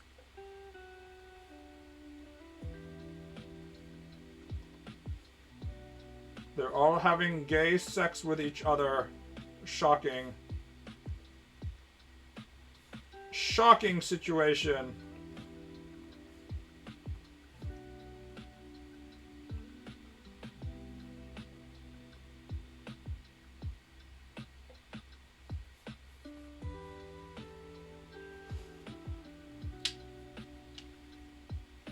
Are you saying you don't come buckets at a time? Go see a doctor. If 90% of your body weight is not ejaculated out of your body in the process of coming, then you might have some kind of sexual issues. You must go see a doctor. It's well known that the primary composing substance of the human body is semen, so it's only normal that most of your body weight comes out every time you ejaculate. WeHo was in shambles when monkeypox broke out. It's just like, just don't have sex. Don't have gay sex for a while, guys. And people are like, no, I will in fact have gay sex, thank you very much. And then we have a problem.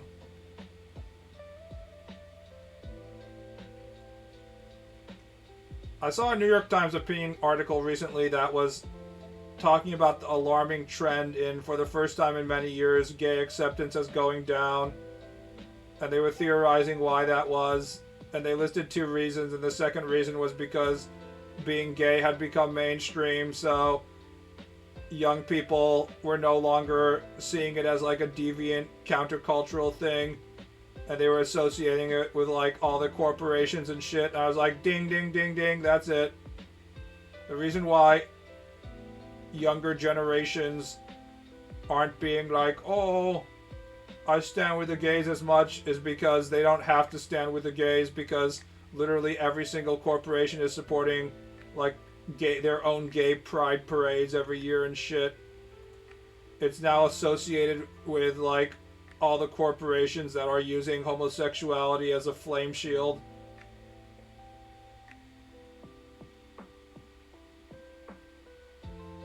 It is now part of establishment culture, weirdly enough.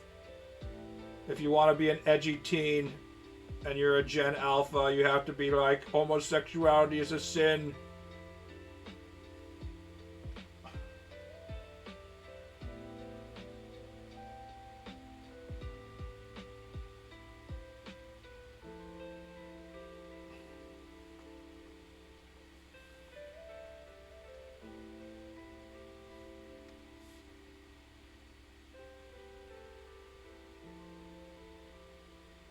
They swept that illness when kids and dogs started having it too. Yeah.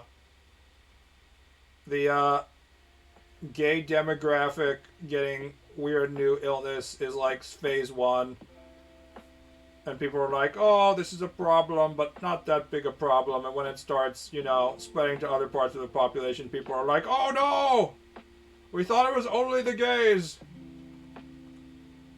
I think it's funny that in like parts of Africa and stuff, people still are like, don't worry, I won't get AIDS because it's a gay illness. It's been like 40 years and people are still like, don't worry, there's no way I get HIV. That's just a gay thing. It's like, no, actually,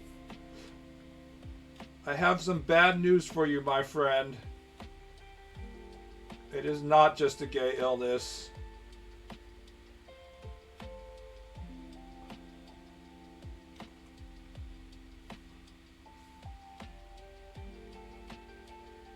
I don't mind gay parades at all, just no kids involved. I don't want parades of any kind. They're noisy. Even the Japanese soulful Matsuri parades where they have gigantic wooden cocks that they have to carry with like 40 guys and stuff. Even those I don't want around me. They're very loud. Well, there's nothing I can do.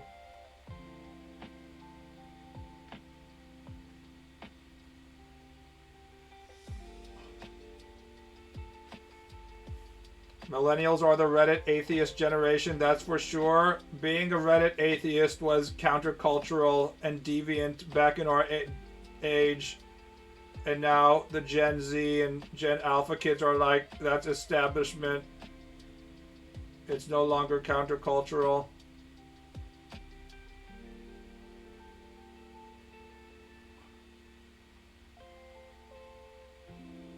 Bibi would rather everyone become a hermit. No, I know that society would collapse if everybody behaved like me. I just don't want people making loud noises around me.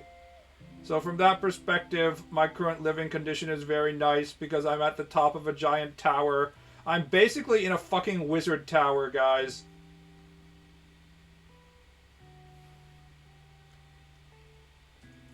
Like, if we explain it, like, here's the rest of the city and shit. And then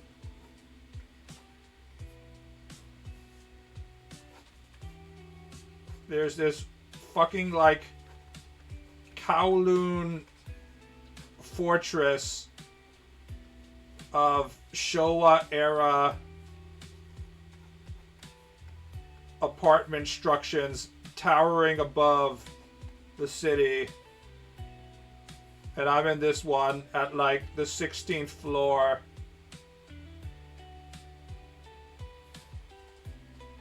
Neo Kansai. And then on this side, there's all these mountains in the distance. And on this side, there's the ocean. So you're a wizard? Well, I'm isolated from society like a wizard. At least. They can't get me up here. I often hear about Japan. In Japan, NHK comes to bother you.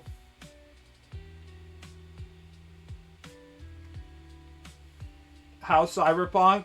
When I'm jogging around this area and I see these towering citadels of human construction power in the setting sun, I'm like, holy shit, this is so fucking cyberpunk. We really are living in the cyberpunk future all along. That's fucking sweet, bro.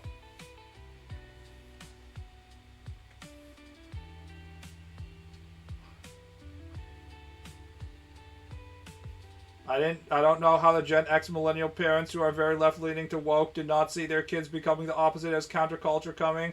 Well, it was because, like, for things like gay acceptance, right, it really was, like, a continuous, like, the younger generations were always more accepting than the previous generation above them. So it took quite a while for us to get to the point where being, like, right-leaning was now counterculture. But they really pushed it hard during the last, like, 10 years and stuff. They pushed, like, the leftism pretty hard to the point where it finally makes sense that kids would be like, nah, I'm out. I'm going to become a conservative Christian. Obviously, you're just going to want to do the opposite of whatever your parents did, right? So...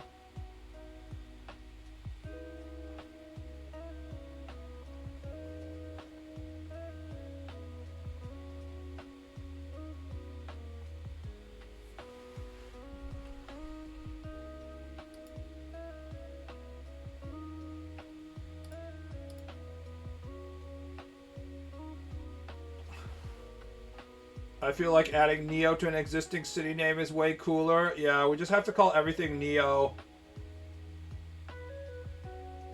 Neo, Kansas City. The towering citadels of Neo St. Louis.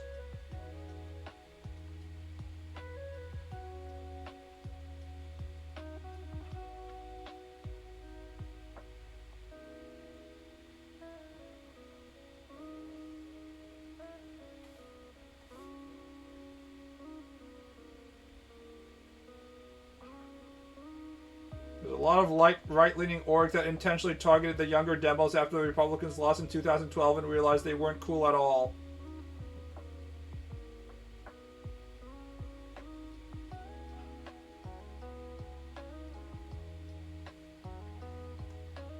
I mean, I don't think Republican messaging, the targeting, was helpful in any way. I just think it's as simple as when something becomes like, when the rest of society tells you that you have to believe something and you're a kid, your automatic impulse is like, fuck no, I'm not going to do that. Why the fuck should I have to do that? So if in every single day your media is beating you over the head about how you know, being gays is great and how gays are so cool, then the kids are obviously going to be like, nah, fuck that. It's pretty weird how adults haven't figured this out yet. That kids are just going to want to do the opposite of what they tell them to do, but...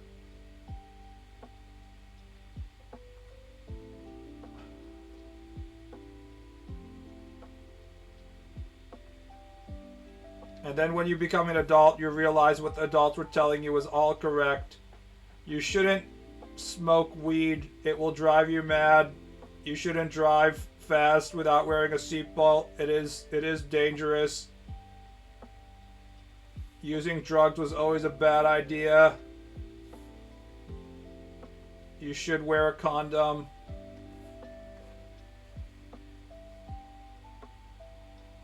Your parents were right about everything.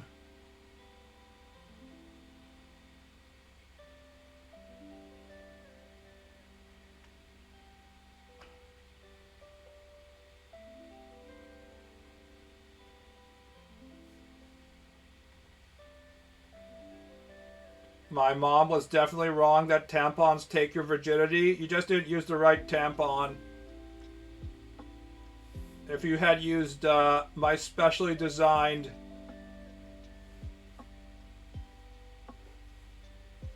Hypermax Giga Rasengan tampon powered by spiral energy.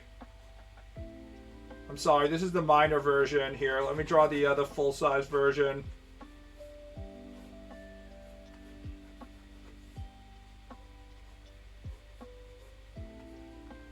Here, I designed a helpful new tampon for maximum comfort for girls.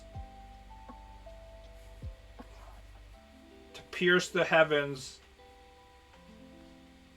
It even has this helpful string when you want to pull the Giga drill out of your vagina.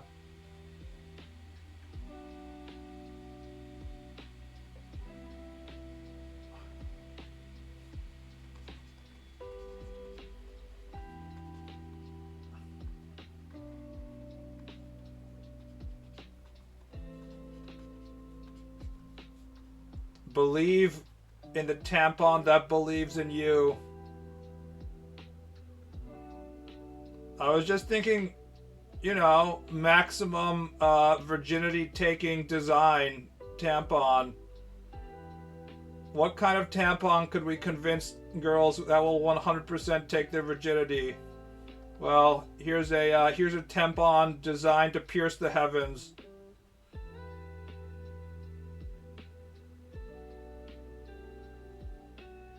It would be funny to hold a drill tampon for protection when I was at walk in the dark.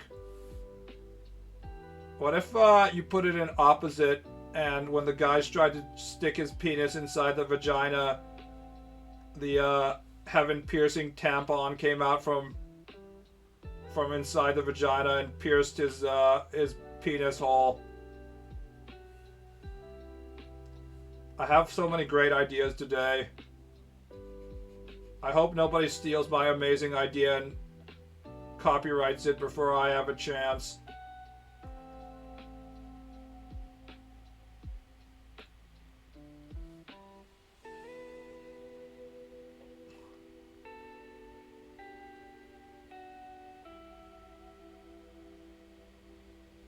Even though I live almost on the opposite side of the world from the US, everything being discussed here feels just like what's happening in my own country. It turns out that everybody is living in a dystopia right now. Except Japan. Japan is in its own old dystopia that hasn't actually changed much from the problems it had in the 90s. Which is why all these foreigners want to go to Japan in terms of like over tourism and stuff, but we're living in a particularly dystopian age for everyone. Probably because all the social ills of capitalism have sort of congealed at right around the same time.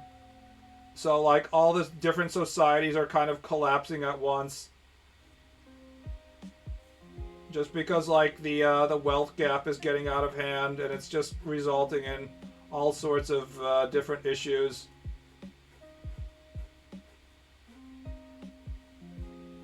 It's all probably kind of related.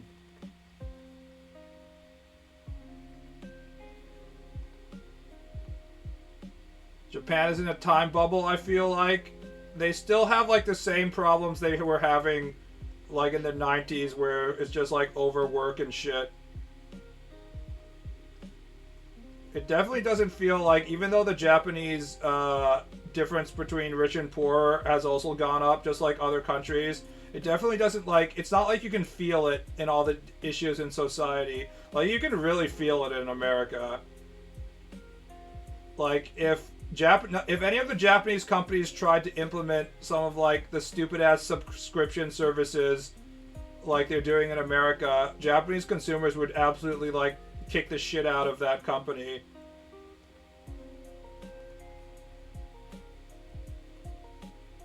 Like, I still walk around and I see vending machines that are still selling cans of coffee for 100 yen, the same price they were selling it during the 90s.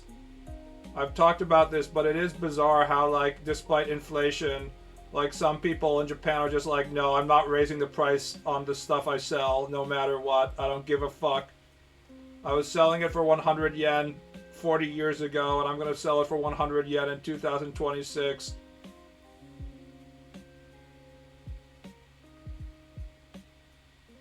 I feel like dystopia is really pushing it, but maybe I just have it easy. I think Korea is a dystopia by most degrees. I guess it depends on whether you're able to get your job at Samsung or not, but if you like study your entire life and you fail to get your, you know, one of the 3 major Korean corporations jobs and stuff like that,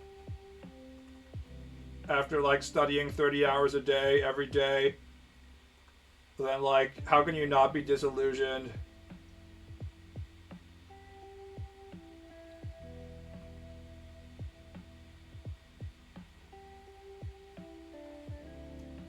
You guys gotta get this tourist to stop swinging from the sakura trees. Such cool looking trees too deserve some respect. They're cool looking trees, which is why the tourists must swing from them. You don't understand, they have to promote their Instagram accounts by doing cool shit in Japan.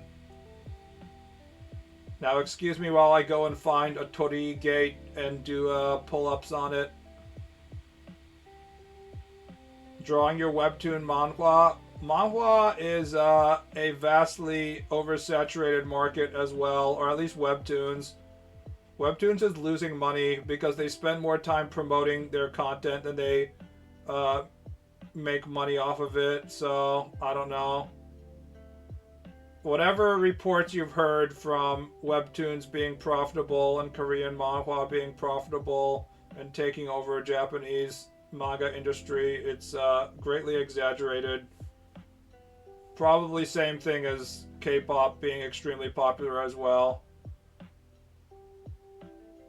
It's kind of fake it until you make it kind of situation.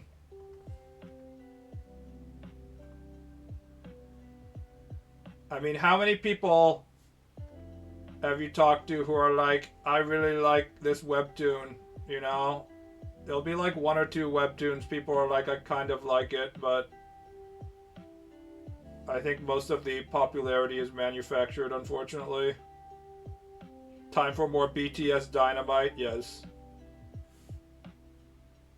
Someone did pull-ups on torii gates. Yeah, that was the most famous recent problem of foreigners being extremely disrespectful to Japan.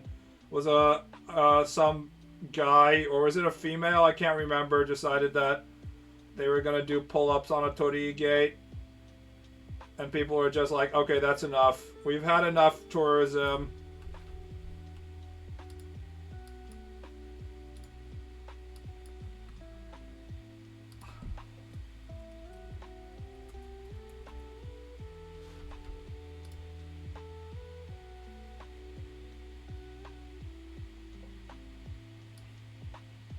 Chilean influencer sparks outrage in Japan using sacred torii gate for workout.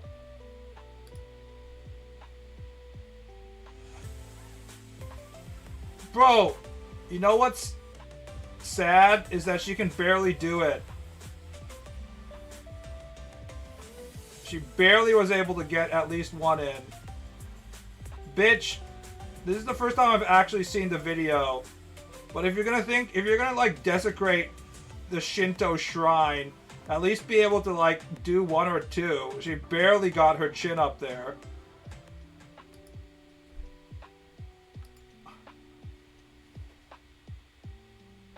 I hate webtoons as much as Ball hates English covers of Japanese OST. What I really don't like about webtoons is the format, not necessarily the content. I don't really like the scrolling format. If webtoons was just like you had a single page on each cell phone screen, and then like you tapped it and you would go to another single page on the next cell phone screen, instead of having you continuously scroll, I wouldn't be so anti-webtoons. I just think the scrolling format is really bad, both for like the mechanical sensation of using it and like the way in which you read is influenced by the scrolling motion. I just think it's a very poorly designed format. And I don't think they took any time to actually consider why they should have this scrolling system in the first place. And they just like put it in place just because.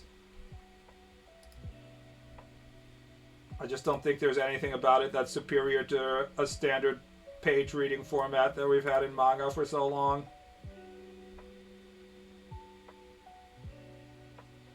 I've explained this many times, but when the reader is responsible for dragging the page downward and thus controlling like what they can see at any point in time, you can't have creative control over what the reader sees from like a director's perspective as the person drawing the manga. And as a result, it's very hard to do like, you know, splash panels and stuff like that, because the point at which like where their eye is it now becomes variable. It kind of reminds me of the change in video games where we went to pre-rendered angles and pre-rendered camera angles and stuff for more cinematic moments, to allowing the gameplay to be controlled, the camera to be controlled at all times, i.e. like in Half-Life and stuff. And while theoretically giving more control to the player is better, it also takes away, when you give more control to the user, it takes away control from the director who's making the thing. So as a result, there's few creative stuff that you can do at any point, because like the person might not be looking where you want them to be looking at if they have control all the time, right? It's much harder to make like dramatic moments because you don't necessarily know where they're going to be looking at.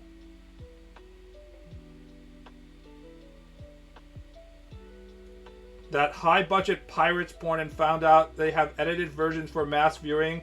That's what Webtoons feels like to me. Do you have a name of this pirates porn? Now I'm interested to see how high-budget the pirates are. Do they have, like, ships and stuff? Do they properly have, like, pirate sets?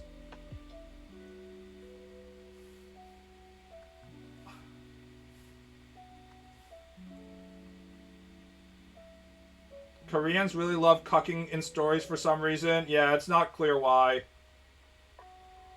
NTR is the ultimate Korean genre. NTR and incest, I guess. You can combine the two. That's the good part about NTR. You can combine it with, like, everything.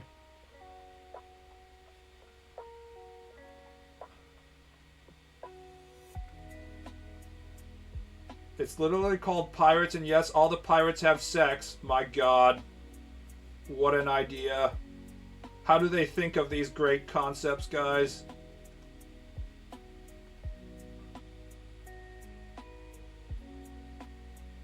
I have no proof of this, but I feel like the majority of the webtoon reader base is comprised of people who want to make things themselves, like all its authors and all its readers are having one big incestuous relationship. Are there any webtoon readers that are just regular people? That sounds like the AI prompt consumers, but I think it's more like people who are on the train and they're just swiping shit with their finger and they're too low IQ to read like an actual novel. That's my guess.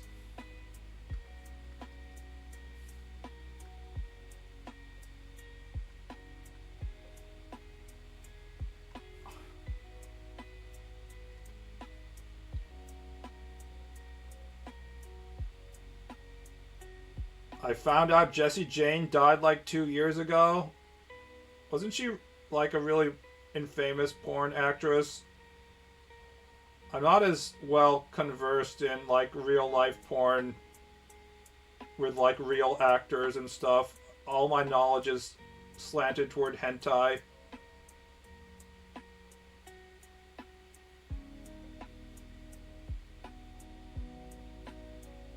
I remember one of those streaming sites tagged this as Pirates of Caribbean movie.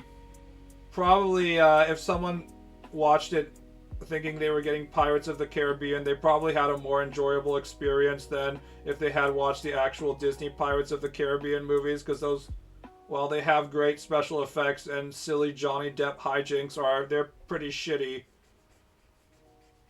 Not gonna lie, they ain't the best content.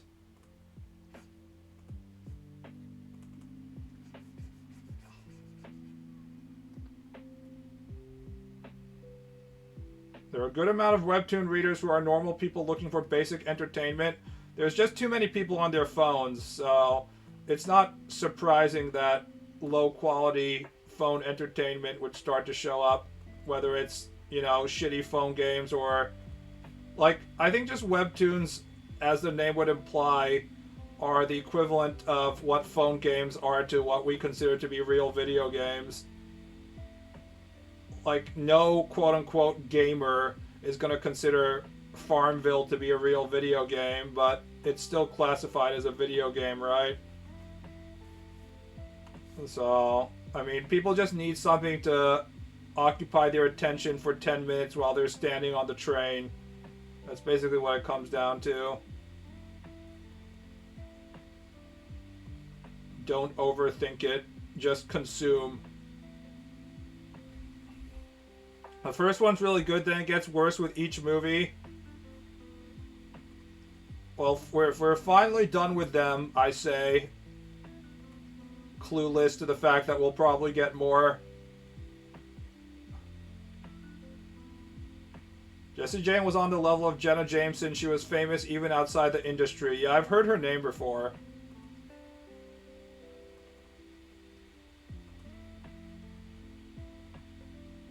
She was definitely from my generation. I remember, like, there was a period in which I was jacking off to real people. And I was, like, looking up which porn actresses I found attractive. I think I remember her from that time.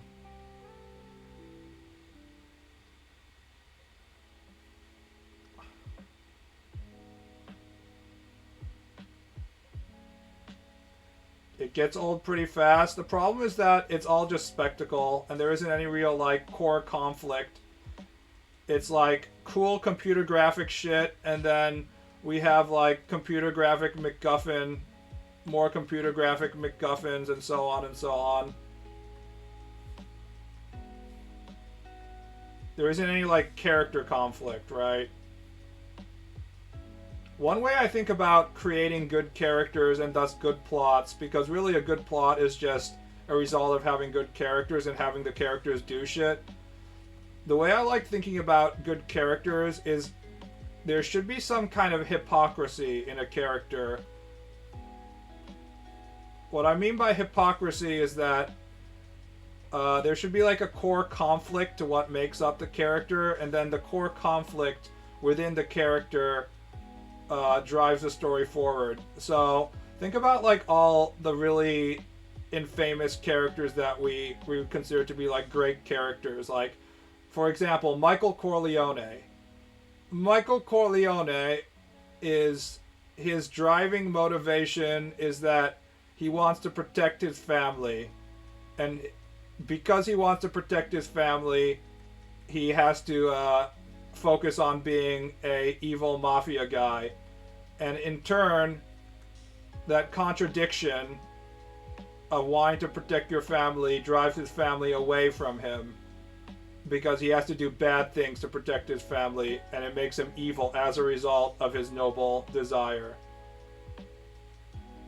Same thing for, like, I don't know, Hannibal Lecter. Hannibal Lecter, the contradiction is that he's, like, incredibly smart and attractive and charming and stuff like that, but he's also insane and a cannibal. And that sort of, like, dual nature of his charisma. He has a lot of riz, but he's also evil. That's sort of what drives the plot forward. You combine that with Clarice in Silence of the Lambs, who is also a contradictory character in that she's, like, extremely strong and intelligent and capable, but also she is extremely vulnerable at the same time. There's, like, these two natures to all these characters at the same time, and that sort of, that friction between the two natures of the characters is kind of what makes the story interesting, because it requires resolution. So that imbalance, the need for resolution of the two natures of the characters, it creates a kind of sense of imbalance. Jack Sparrow doesn't really have that, right? You could say that he does. I think you could make the argument that Jack Sparrow has the qualities that I'm just talking about right now, but there isn't any real sense for... He doesn't need to be resolved, right? There isn't a sense that, like, Jack Sparrow's silliness, but also his desire to be a proper pirate or something is a conflict that requires resolution. He's just okay with being who he is, being a silly pirate. All of the story comes from, you know, we have this magical compass that will take us to this magical island, and we will find the magical artifact and stuff like that. And you can keep plots going like that for a while, but there's a reason we have a term MacGuffin, and that's because that's not like real plot. It's not like character-driven plot. Explain using your favorite film, The Good, the Bad, the Ugly. Okay.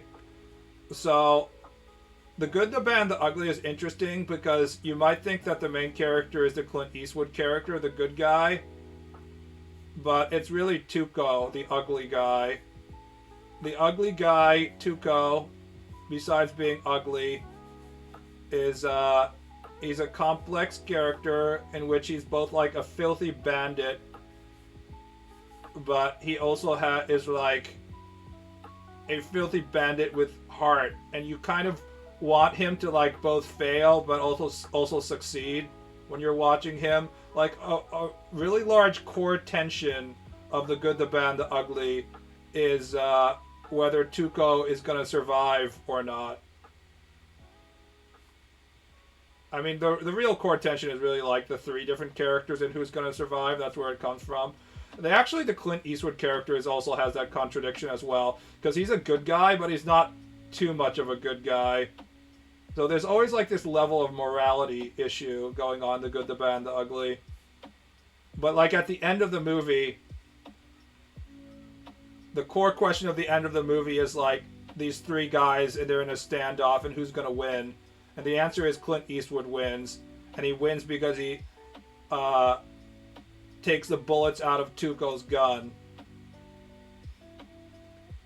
But then, like, after the standoff is resolved, now you have a situation in which you wonder, is Clint Eastwood gonna kill Tuco or not? And, like, you kind of feel like he should kill Tuco, but, like, everybody who's been watching the movie doesn't actually want Tuco to die, because even though he's, like, an ugly, filthy Mexican bastard, like, you're kind of secretly rooting for him.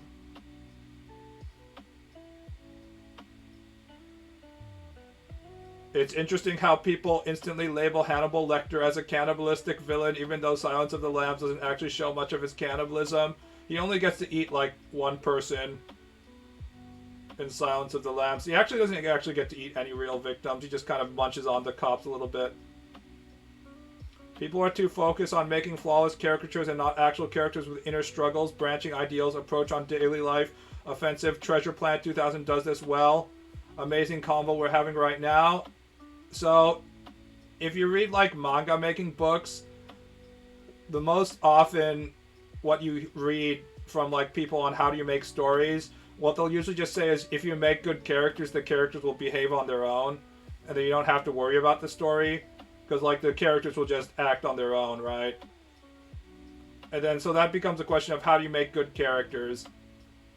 And I was thinking about that, and this comes from like other YouTube strategies on how to make good characters, and they're like, try making a character with contradictions. Like, you're making a, like, if you're, especially if you're writing something that's like a one-shot, making a character with a contradiction is a really easy way to make an immediate character. Like, what about a ninja, except he wants to stand out. Like, he's not gonna hide in the shadows at all.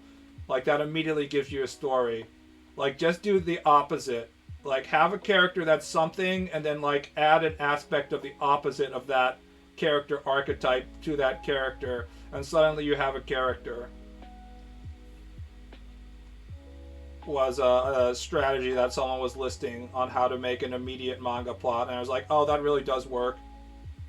So, like, the most obvious shit that I've been eating off of for the last, like, 10 years is, what if, the orcs don't want to have sex with elves? He's an orc, but he doesn't want to have elf sex.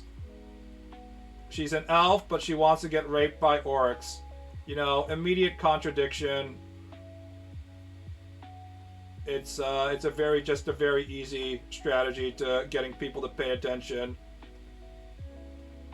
But that's slightly different from what I was talking about, like the core character contradictions with like Michael Corleone. That's more of like a, you know, easy way to get characters that people will immediately pay attention to, but like you can use it for more complex characters as well if you do it, if you tie it to their motivation and stuff. Sound Hashira vibes. That guy is a very shitty ninja.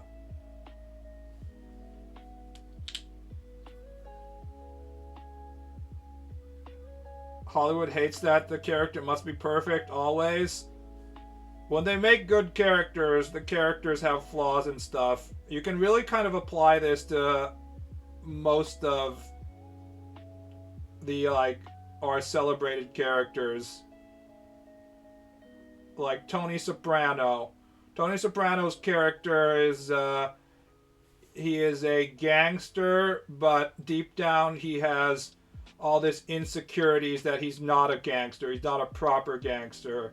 All of his parents, like the previous generation of the mafia was the correct mafia, and he's in constant like struggle with worrying if he's being a proper mafia.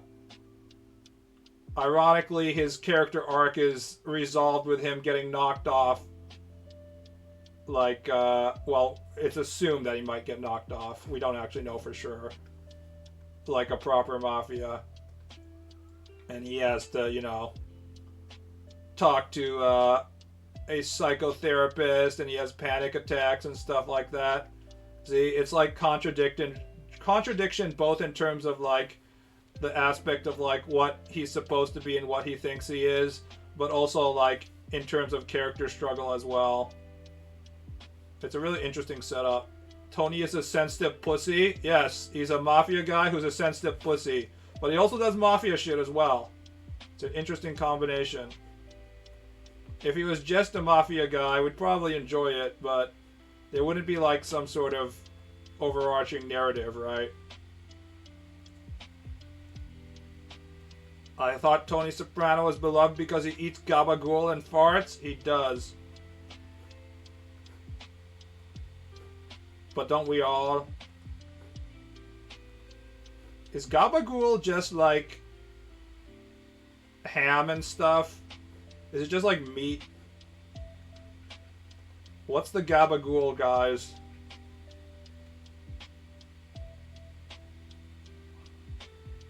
Sopranos was supposed to be a dark comedy. It's kind of like a dark comedy, soap opera dramedy is what I would call it.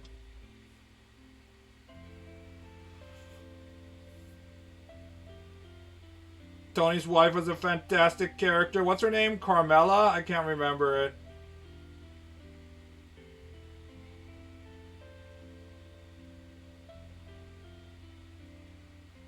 Personally, I don't like The Sopranos. I don't like The Sopranos either that much, but I'm just talking about, like, shit that had large, you know, big popularity and got critically acclaimed.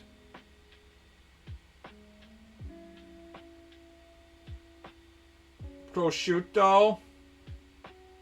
Gabagool is capocolo, Italian cured pork made from neck meat. The gabagool.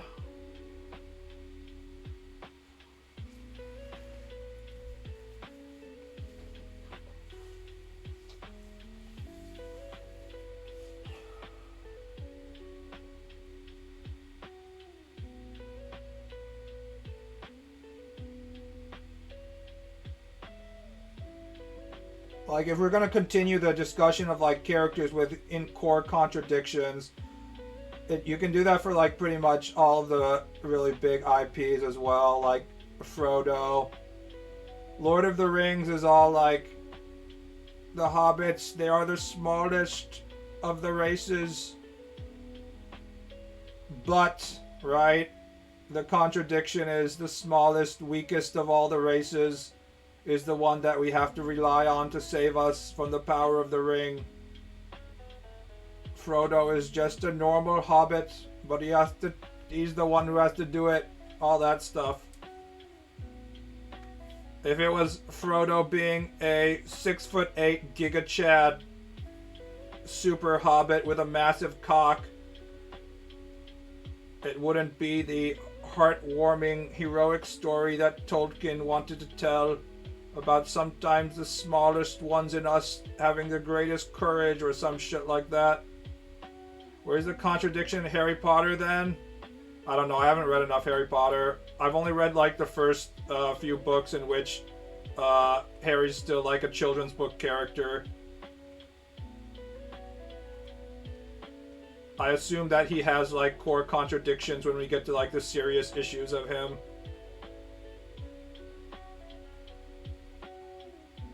I mean, even in book 1, we have like these kind of hints that he might be evil, with like where he can like speak to the serpents and stuff. Doesn't he have like a dark side, like Anakin Skywalker style? Darth Vader, a perfect example of this whole shit, by the way. Anakin supposed to be like the balancer of the Force, but he becomes the ultimate evil, that type of shit. Harry was a jock disguised as an average nerd. Is Harry's contradiction the fact that he wears glasses, but he actually has a massive cock, and he's like the captain of the football team? I think that is his contradiction, now that I think about it. He's like loser Four Eyes kid, except he's, you know, the school quarterback, and he gets the chick, and he's homecoming king every single day.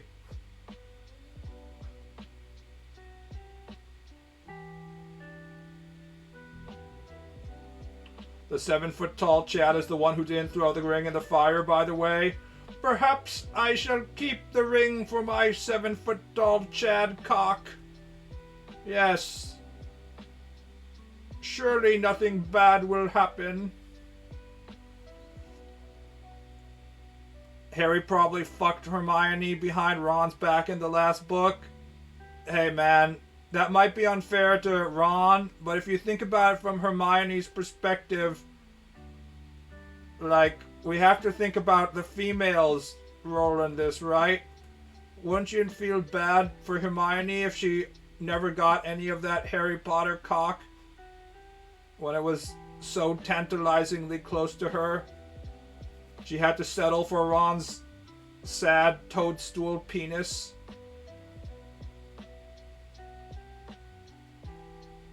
I mean, what about her needs, guys?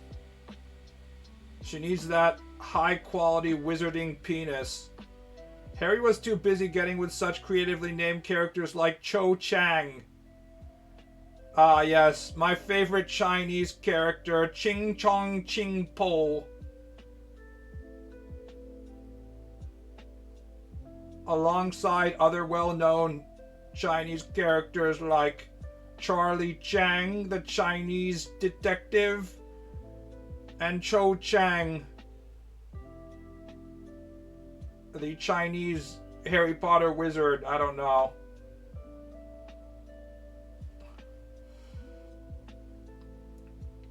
I mean, we were just watching the Wolf Warrior 2 trailer, and I swear to God, there was like one sequence in which they were speaking Chinese, and it really did sound like they were saying like the racist Chinese ching chong chang ching thing. I was just like, man, Chinese is it's a sad language, man. I don't want to be like too racist, but when it comes to the Chinese language, I can't help myself. It really does sound like the racist meme of it.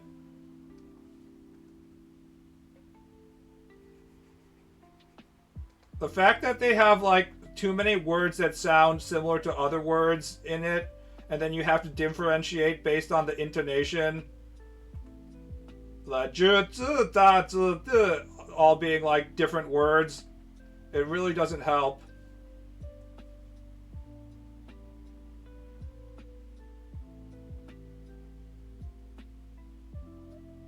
Who can forget the Italian wizard Luigi Marinera?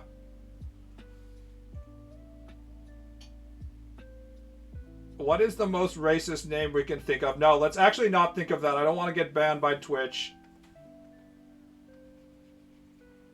I'm sorry, Twitch. I didn't mean to make a racist joke about my new Harry Potter OC character,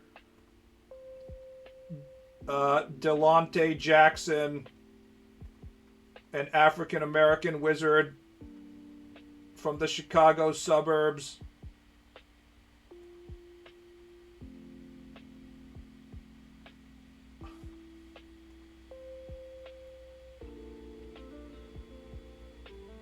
I had a good Irish one too.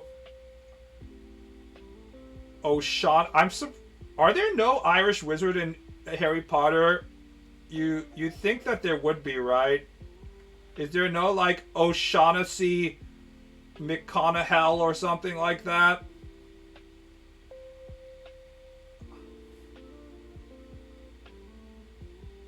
Just look up NCAA football or basketball names for true comedy. Shout out to Gob Gob. Is that like an actual goblin playing basketball? Even as a kid, I knew something was off about the name Cho Chang. Watching the movie years later confirmed for me it's definitely racist. Say what you will about J.K. Rowling. She's not afraid of being herself. Whether it's being labeled a TERF or being like openly racist. She just doesn't give a fuck. And now she has fuck you money and nobody can touch her. It's pretty funny.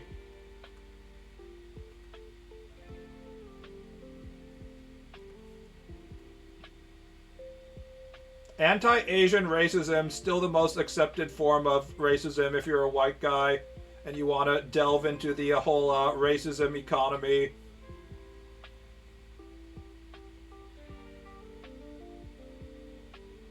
It's recently we had like, what was it, like Miss Norway or something? It was like some Scandinavian country, maybe it was Finland, that got in trouble about doing like the slanty eyes thing. But if you're going to choose to do one kind of racism as a white person, the one that you still have the highest chance of getting away with is anti-Asian racism. So I would recommend doing that as opposed to, for example, going the full Justin Trudeau and painting your entire face black. You'll probably turn out for the best.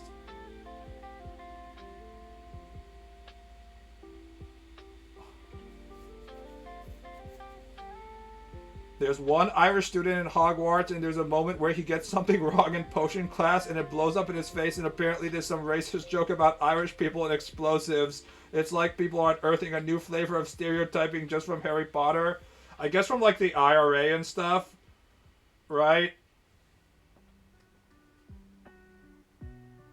See, it probably doesn't land properly if you're not from J.K. Rowling's generation, but I'm like slightly younger than her, but even I grew up remembering when there was like a whole period when you associated Irish people with a combination of like alcoholism. If you're in America, it was also like the police force and then like IRA bombings, right?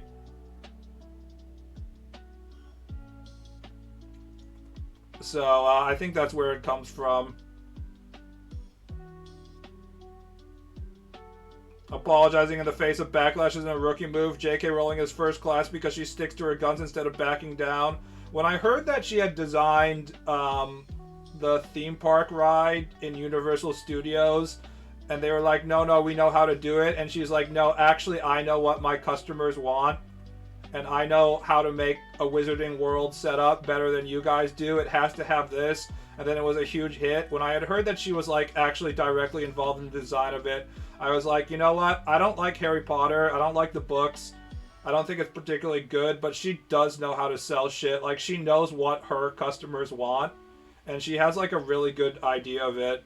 And it's smart that she can stick to her guns. Like, she basically was just like, I don't care if you call me a TERF. Trans people aren't real women. As a feminist, you're stepping on my area, and I'm not going to let that happen. And she basically was able to outlive the liberal Twitter mobs, and now we're back in like racist chuds running the American economy mode, and Twitter being run by a racist chud. So she's basically in the clear now again. She outlived whatever period in which the leftists had more control, and now we're back in rightist control. So she was proven to be correct. Also, I didn't know this, but she's writing like mystery novels, or was it spy novels under a different name, and those were successful as well. So if she can do it under 2 pen names, it means that she's not a one-hit wonder with Harry Potter, I guess. So I don't like Harry Potter, but I have to admit she knows what she's doing when it comes to like writing shit that people will buy. I personally think Harry Potter is pretty shitty, but you know what? I'm not a 12-year-old anymore.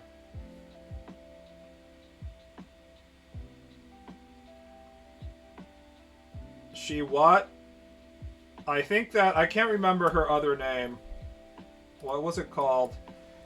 J.K. Rowling other pen name novels. She writes crime novels under the pen name Robert Galbraith, featuring Detective Cormoran Strike and his partner Robin Ellicott in a popular series including The Cuckoo's Calling, The Silkworm, Career of Evil. Jesus Christ, there's like 6 books here. Holy shit, she writes a lot.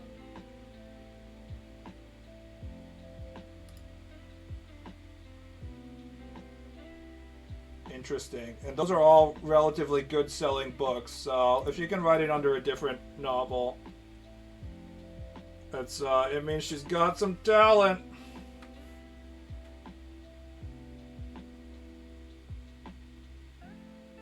I flat out refuse to date Italian women or Italian-blooded women because of my upbringing. All of my knowledge of Italian women comes from watching too many mafia movies, so all I know is like the scenes in The Godfather where they're being yelling like, "Ah, a fangul! I fucking hate you!" and like she's throwing plates and shit. As someone who deals mainly with Japanese people, the level of emotionality that shows up in like Italian female scenes feels like utterly foreign to me. They're always like crying and screaming and like throwing plates on the floor.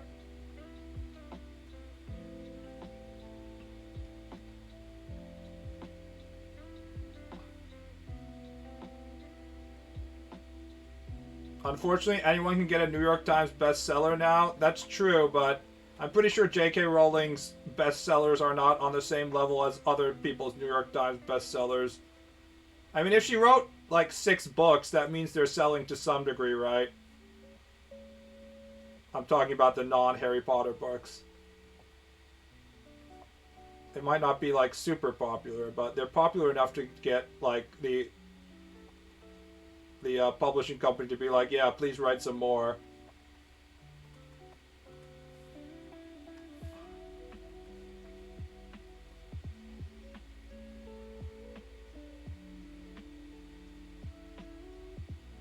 You buy your way into the New York Times bestsellers unless you're legitimately selling worldwide. Are you saying that my New York Times bestseller, Dickus Bickus and the Magical Cock Ring, is not actually popular? No, this cannot be. I will never believe you. The Dickus Bickus trilogy will not be stopped.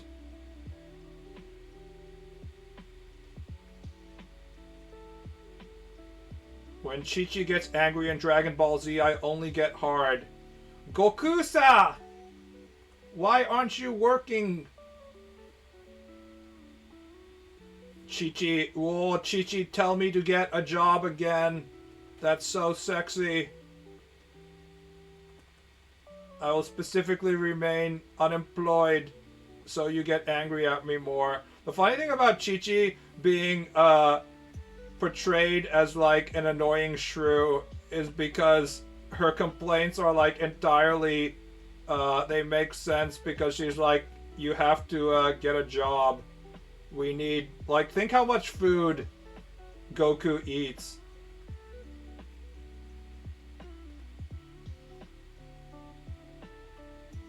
I mean, it's easy to be like, yes, but Goku has saved the universe multiple times. It's like, yeah, but he also eats like 3 cows a day. And he's been basically living off of Chi-Chi's father's wealth for the last like 30 years without working like a single fucking day in his life. So her being like, Goku, get a fucking job is perfectly normal complaints.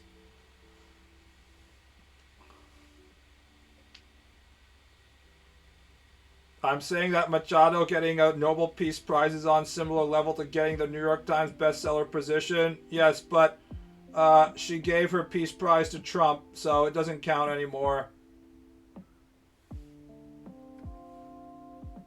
Isn't Chi-Chi royalty because of the Ox King? Yes, she is still royalty. Unfortunately, the Ox King's savings have been dwindled thanks to Goku eating like 500 tons of food a day. So she's like, get a job because we can't pay for your eating habits. Chi-Chi is like Skylar from Breaking Bad. Chi-Chi is like Skylar from Breaking Bad if Skylar's scenes in Breaking Bad were like 30 seconds long and Scott and Walter White immediately was like, okay babe, and then he went and go back to selling meth for the next like 50 episodes, and then Chi-Chi reappears. Unfortunately, in Breaking Bad, like, the Skylar scenes are like 30 minutes long, and she's in every single episode. When you just want to be like, no, just let him sell meth. We just want to see the meth parts. Skylar, please shut the fuck up so we can get back to the cool part where the chemist dude, like, has figured out to make super meth. That shit is so cool. We don't care about your pregnancy, bitch. Whereas in Dragon Ball, you've already watched, like, Goku powering up for, like, 3 episodes in a row, so having one episode in which Chi-Chi yells at him for not having a job is much more acceptable. You also get a balance between Chi-Chi being a shrewd, annoying woman and Bulma being like, hey, what's up, Vegeta? Wanna fuck? Would you like me to suck your cock? Also, I'm a scientific genius and the richest woman on the fucking planet. But I'm not gonna bug you to ask you to do anything. Oh, you're gonna be an absentee dad? That's fine. Now excuse me while I go invent a time machine.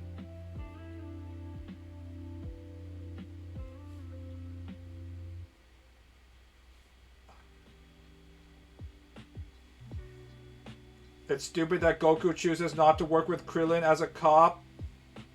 Goku is busy training, guys. He needs to feel waku waku.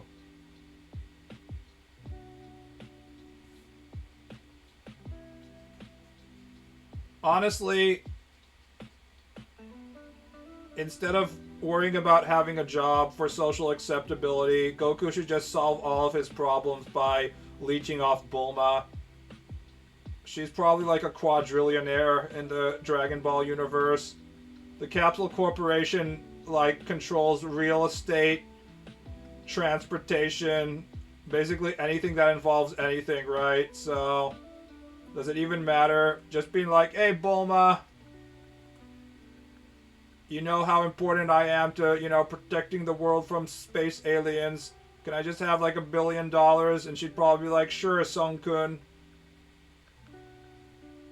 Also, I just invented a anti-gravity chamber so you can fight more with my husband. And then he'd be like, thanks, Bulma. You're the best. And that would solve the problem.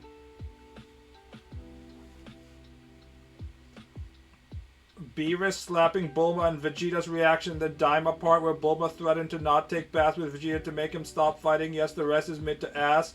See, that's part of the reason why I don't like the new Dragon Ball. It took part of the stuff that people liked about old Dragon Ball, like all this stuff that was like secondary to the plot, like Vegeta being Bulma's bitch and stuff like that, and also being like a relatively good dad despite supposedly being evil, compared to Goku being like a horrible dad. These were all things that were like the fandom was discussing on the internet, but it's like in Dragon Ball Super they kind of took what was the subtext and made it into like the main text, which I think was like kind of a problem. Like that stuff that the fans understood, but the like official story wasn't supposed to like openly acknowledge, I feel. And by like bringing that out into the forefront, it kind of weakened it as a whole.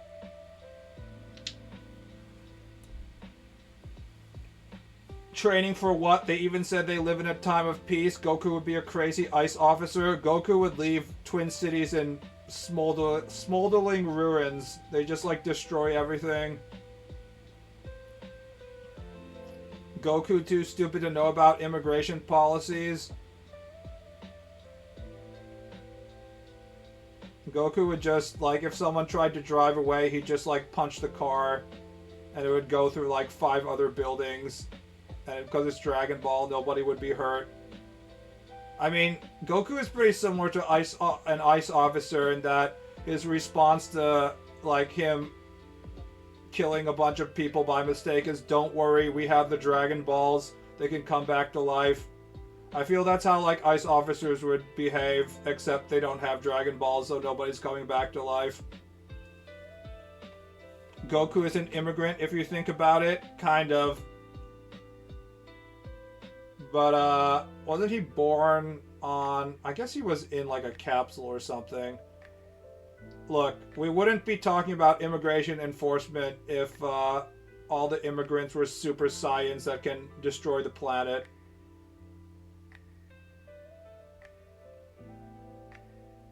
Toriyama's power is in creating characters you want to know more about and then proceeding to not let you know more about them. Yes. And Toriyama himself doesn't know that much about the characters. He's just kind of creating them on a whim. There's a lot of, like, part of Dragon Ball world that's just based on Toriyama's whims at the moment, but it kind of feels like it's an overarching story and stuff, like the fact that there's all these, like, you know, beast humans in the beginning of Dragon Ball. There's just, like, human bears and stuff walking around, and that's obviously just because Toriyama wanted to draw, like, bear people and stuff, but it makes it, like, seem like there's kind of meaning. It's just like, no, Toriyama just wanted to draw something, and he's not going to elaborate on it. And then he stops drawing them, and you're like, where did all the beast people go, Toriyama? And he's just like, don't worry about it. It's kind of the opposite of Oda. Where Oda will, like, he'll draw something that he wants to draw, but then he'll, like, try and elaborate on it for like 30 chapters, and now suddenly it's not as cool because it's like, okay, Oda, you clearly drew this because you wanted to draw it in the beginning, and you haven't actually planned this out as well as you thought you had it planned out, and now you've written yourself into a corner. It was cool if you had like a good resolution for this plot point, but you don't, so now we're in trouble. What are you gonna do? Toriyama routinely forgot plot points and characters. A famous part about it is that on the back of the books of Dragon Ball, he was drawing all the characters like running or flying in the background. Like if you took the spines of the books, it became like one single continuous image. And he drew Yajirobe once, and then like around volume 30, he drew Yajirobe again. I wonder if I can show you the image, because it's you only get to see this if you own the original books. I don't think they had it for the American published versions. Dragon Ball volumes drawing on spine of books. Let's see if it shows up. The spine art. Oh, they do have it for the English version as well. Maybe.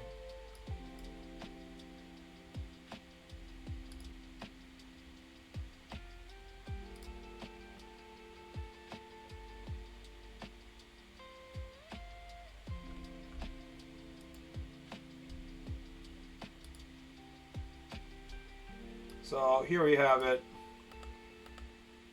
Notice this one. He just started just like, oh, it'll get canceled after like volume 7. Right. He probably wasn't planning on continuing it that long. 1, 2, 3, 4, 7. We get the dragon. Then we have Goku, Oolong, Krillin, Yamcha, Muten Roshi, Bulma, and her cool... God, he's so good at art. And her cool-ass motorcycle. Now we have Piccolo, Yajirobe, Karin-sama, the turtle, Launch. He's not forgotten, not forgotten.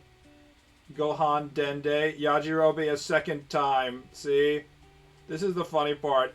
I thought they were like farther apart, but it's only between like volume 19 and like 25. This is like a year and a half. They were very close to each other, the double Yajirobe. And then you have Ginyu, Vegeta. I like how Cell is in there. And then you have Goku one more time saying goodbye. I'm not a huge Toriyama fan, but when I do see the shit like this, I'm like, God, he's the fucking best. Yeah, he didn't put Boo in the end.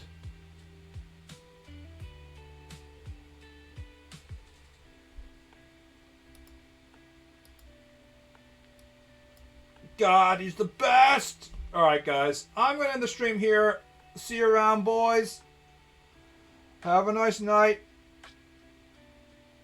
I gotta go poop and then run. See you around, boys. Art has so much character and defined style. It really does. Style is everything, guys. Style is way more important than, like, technical skill. Never forget that.